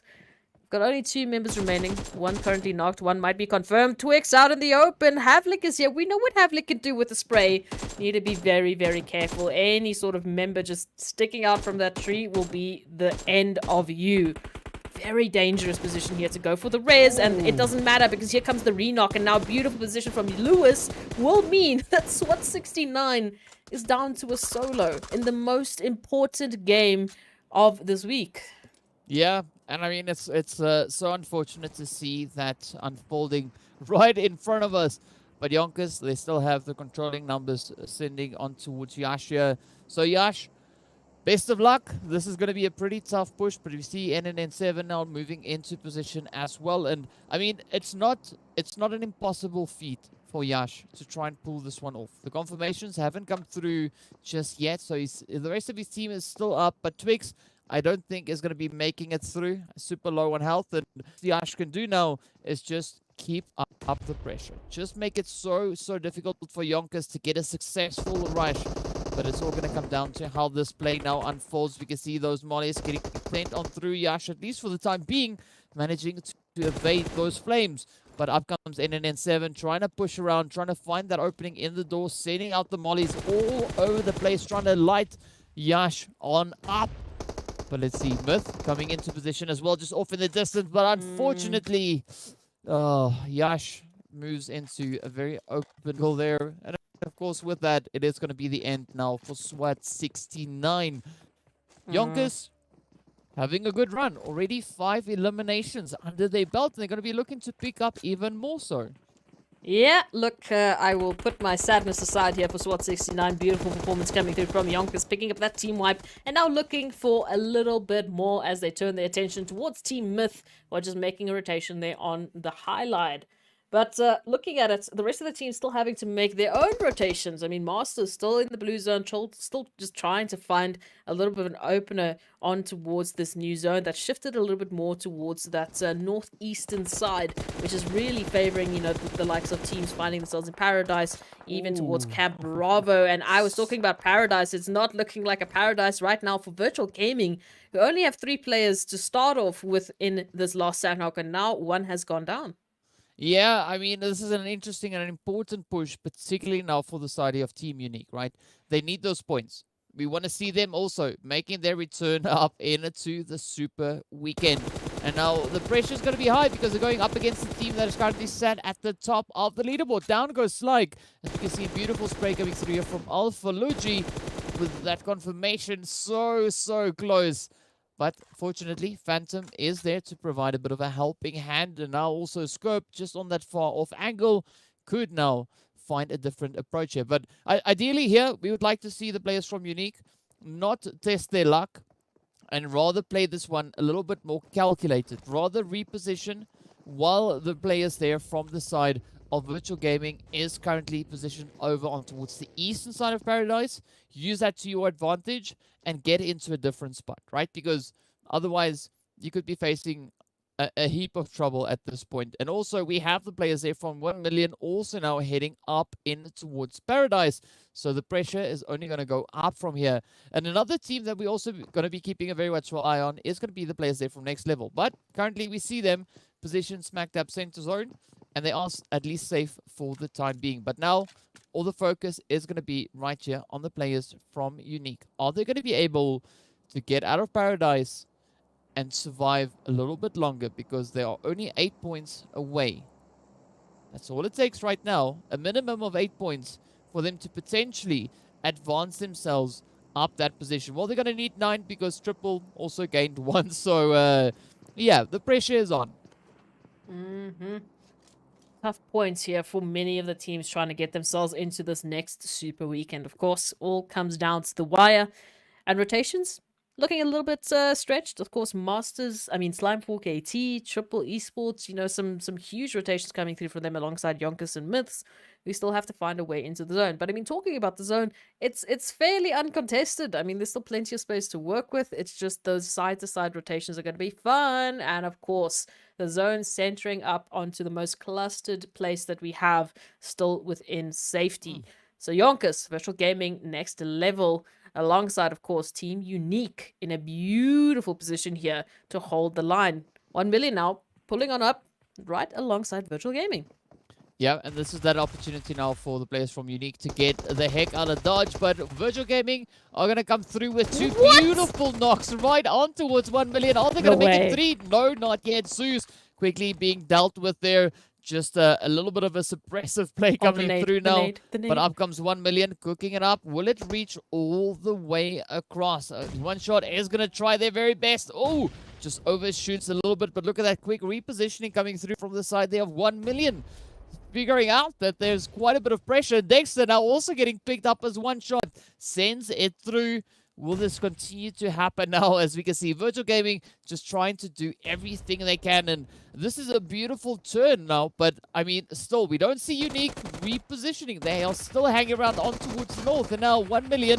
Oh, dealing the hits up into Alpha Luigi. Will this be the final one? Yes, indeed. 1 million taking down the players coming in from the side of Virtual Gaming. We did also see the players there from Slime 4KT making their way back up in towards the lobby. Now, Myth going to come rushing in onto the side here of YONKOUS. Both these teams, of course, fighting it out over in the blue zone. But let's see now, will they be able to close it up? Who will be the one to walk away? Ooh, Myth putting in some strong plays there as they quickly stop it for YONKOUS right then and there. Now comes the pressure, right? Now they got to rotate all the way back up in towards the zone, trying to get out of this blue. Fortunately, it's only third phase blue, so it's not going to be too deadly. But still, got to prioritize those positions. And now we look back up into Paradise. Unique. They are testing their fate right here. And now even tapping across over onto win. Like, Phantom, what are you doing?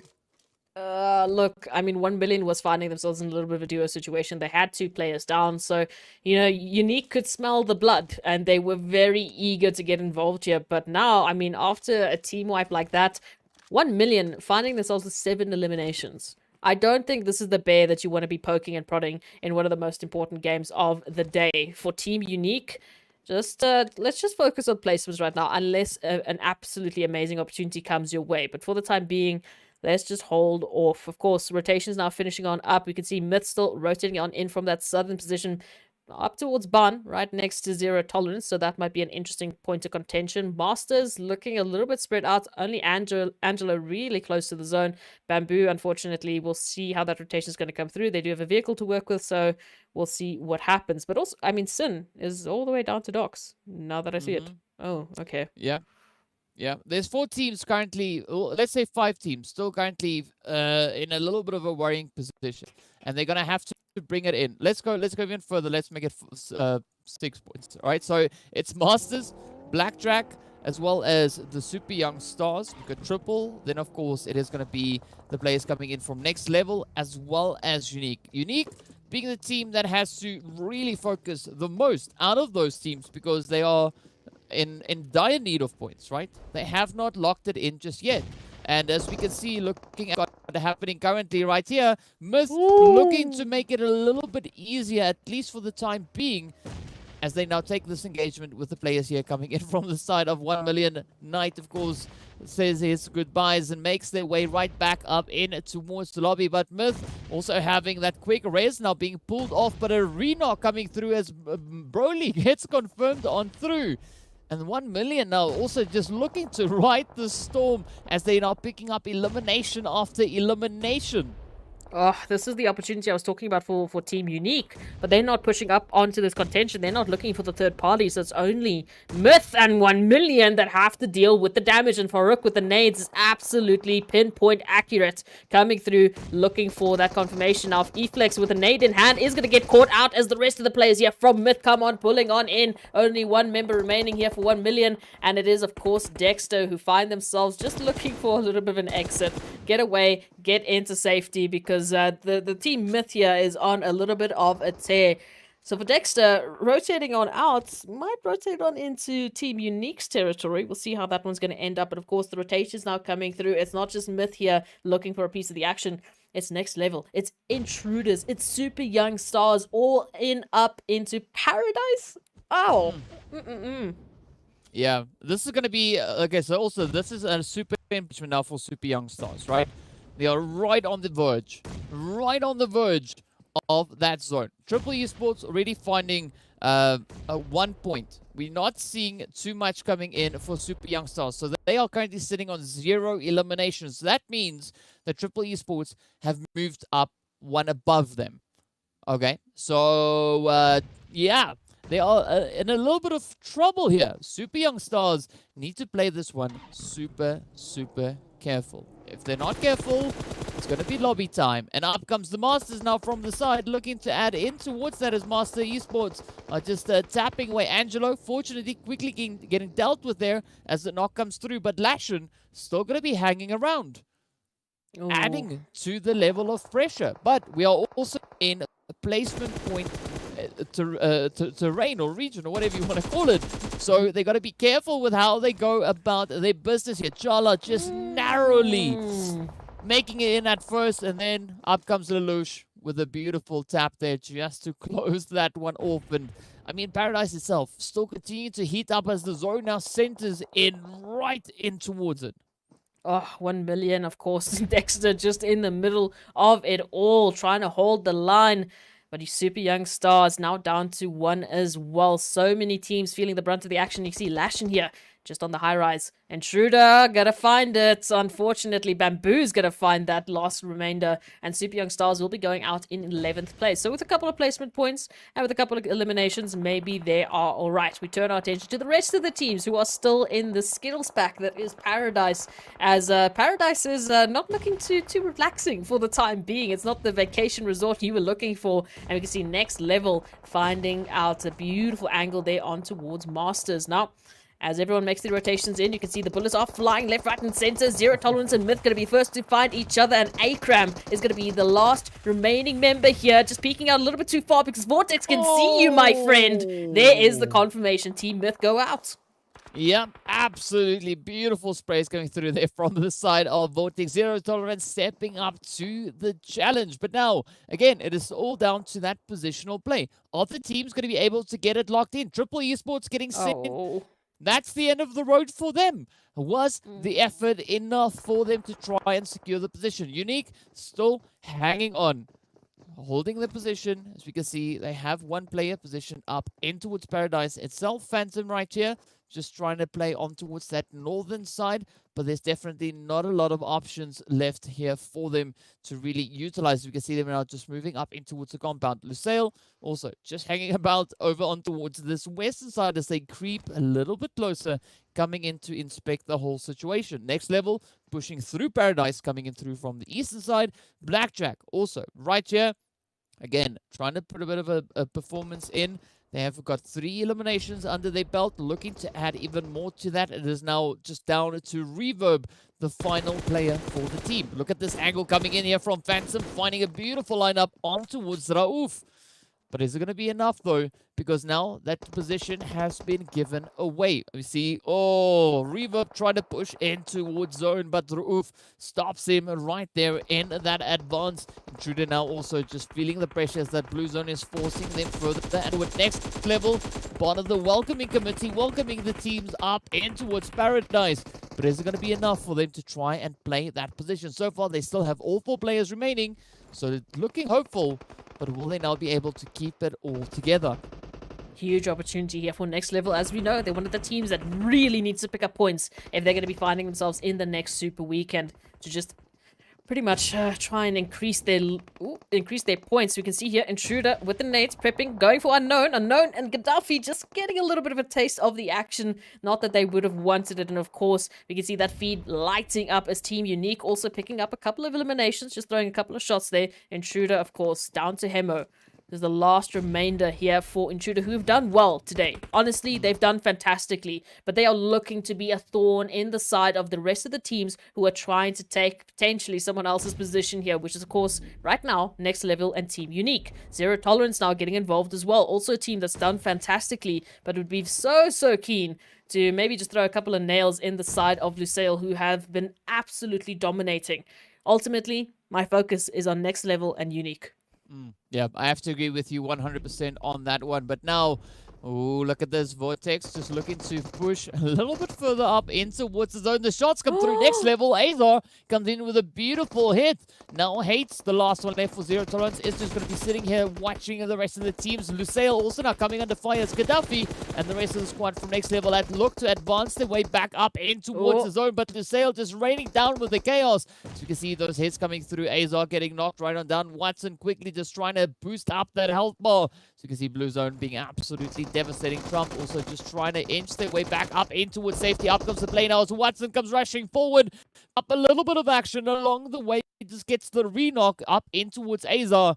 No, in fact, that was the confirmation coming through. So Next Level, being the only team left with 3 players unknown, is going to be looking to close this one out. Of course, Hate scoping up from behind. That is another elimination in the hand there for Gaddafi. But Watson getting ready to push. Here we go, trying to come in with the sprays. The drop shots come through. Unknown getting traded off. Down he goes. Next Level down to only 2 remaining hopefuls. Allah not looking too great with the health bars. The players there from Intruder getting eliminated, and we are down to only 3 teams.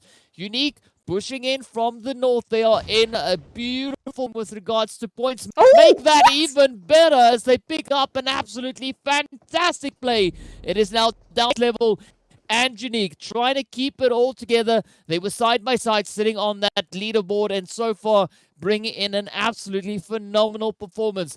Gaddafi now with the heel strat trying to survive as long as he possibly can, but unfortunately the chicken goes straight over towards the players here from Unique.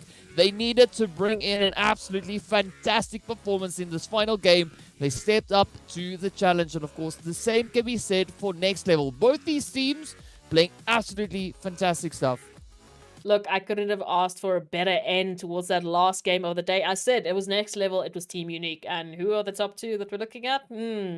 Fantastic performances coming through from Next Level to manage those eliminations there. Towards the end, they were absolutely just surrounded, but they picked up eliminations consistently, which is really going to just boost their points coming through into the last game.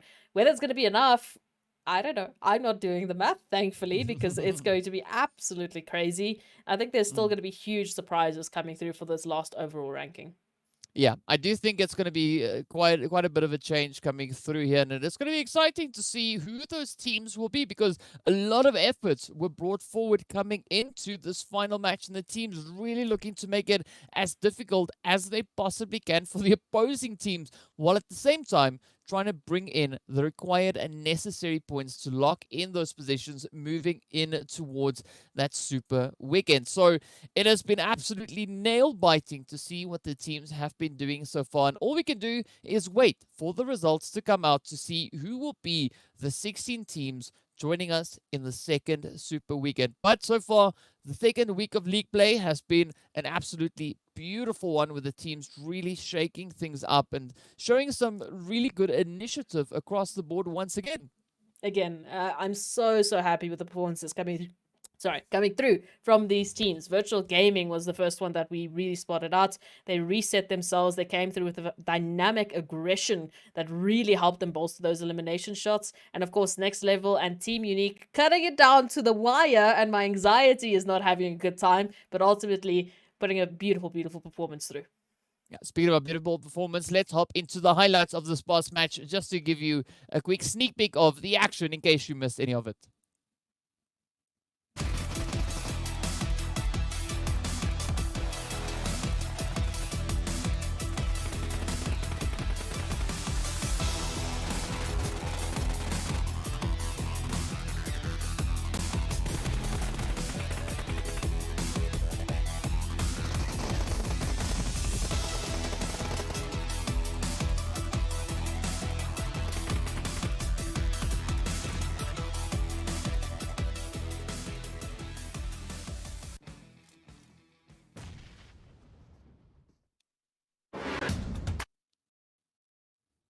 Again, some beautiful PUBG coming through right there. And that, of course, means that we are inching our way ever closer to seeing what the final match standings are going to be for this last game. So, you know, it's going to be absolutely crazy. But let's go without any further ado. Here are the match rankings to see how many points the teams were able to bring in this final game.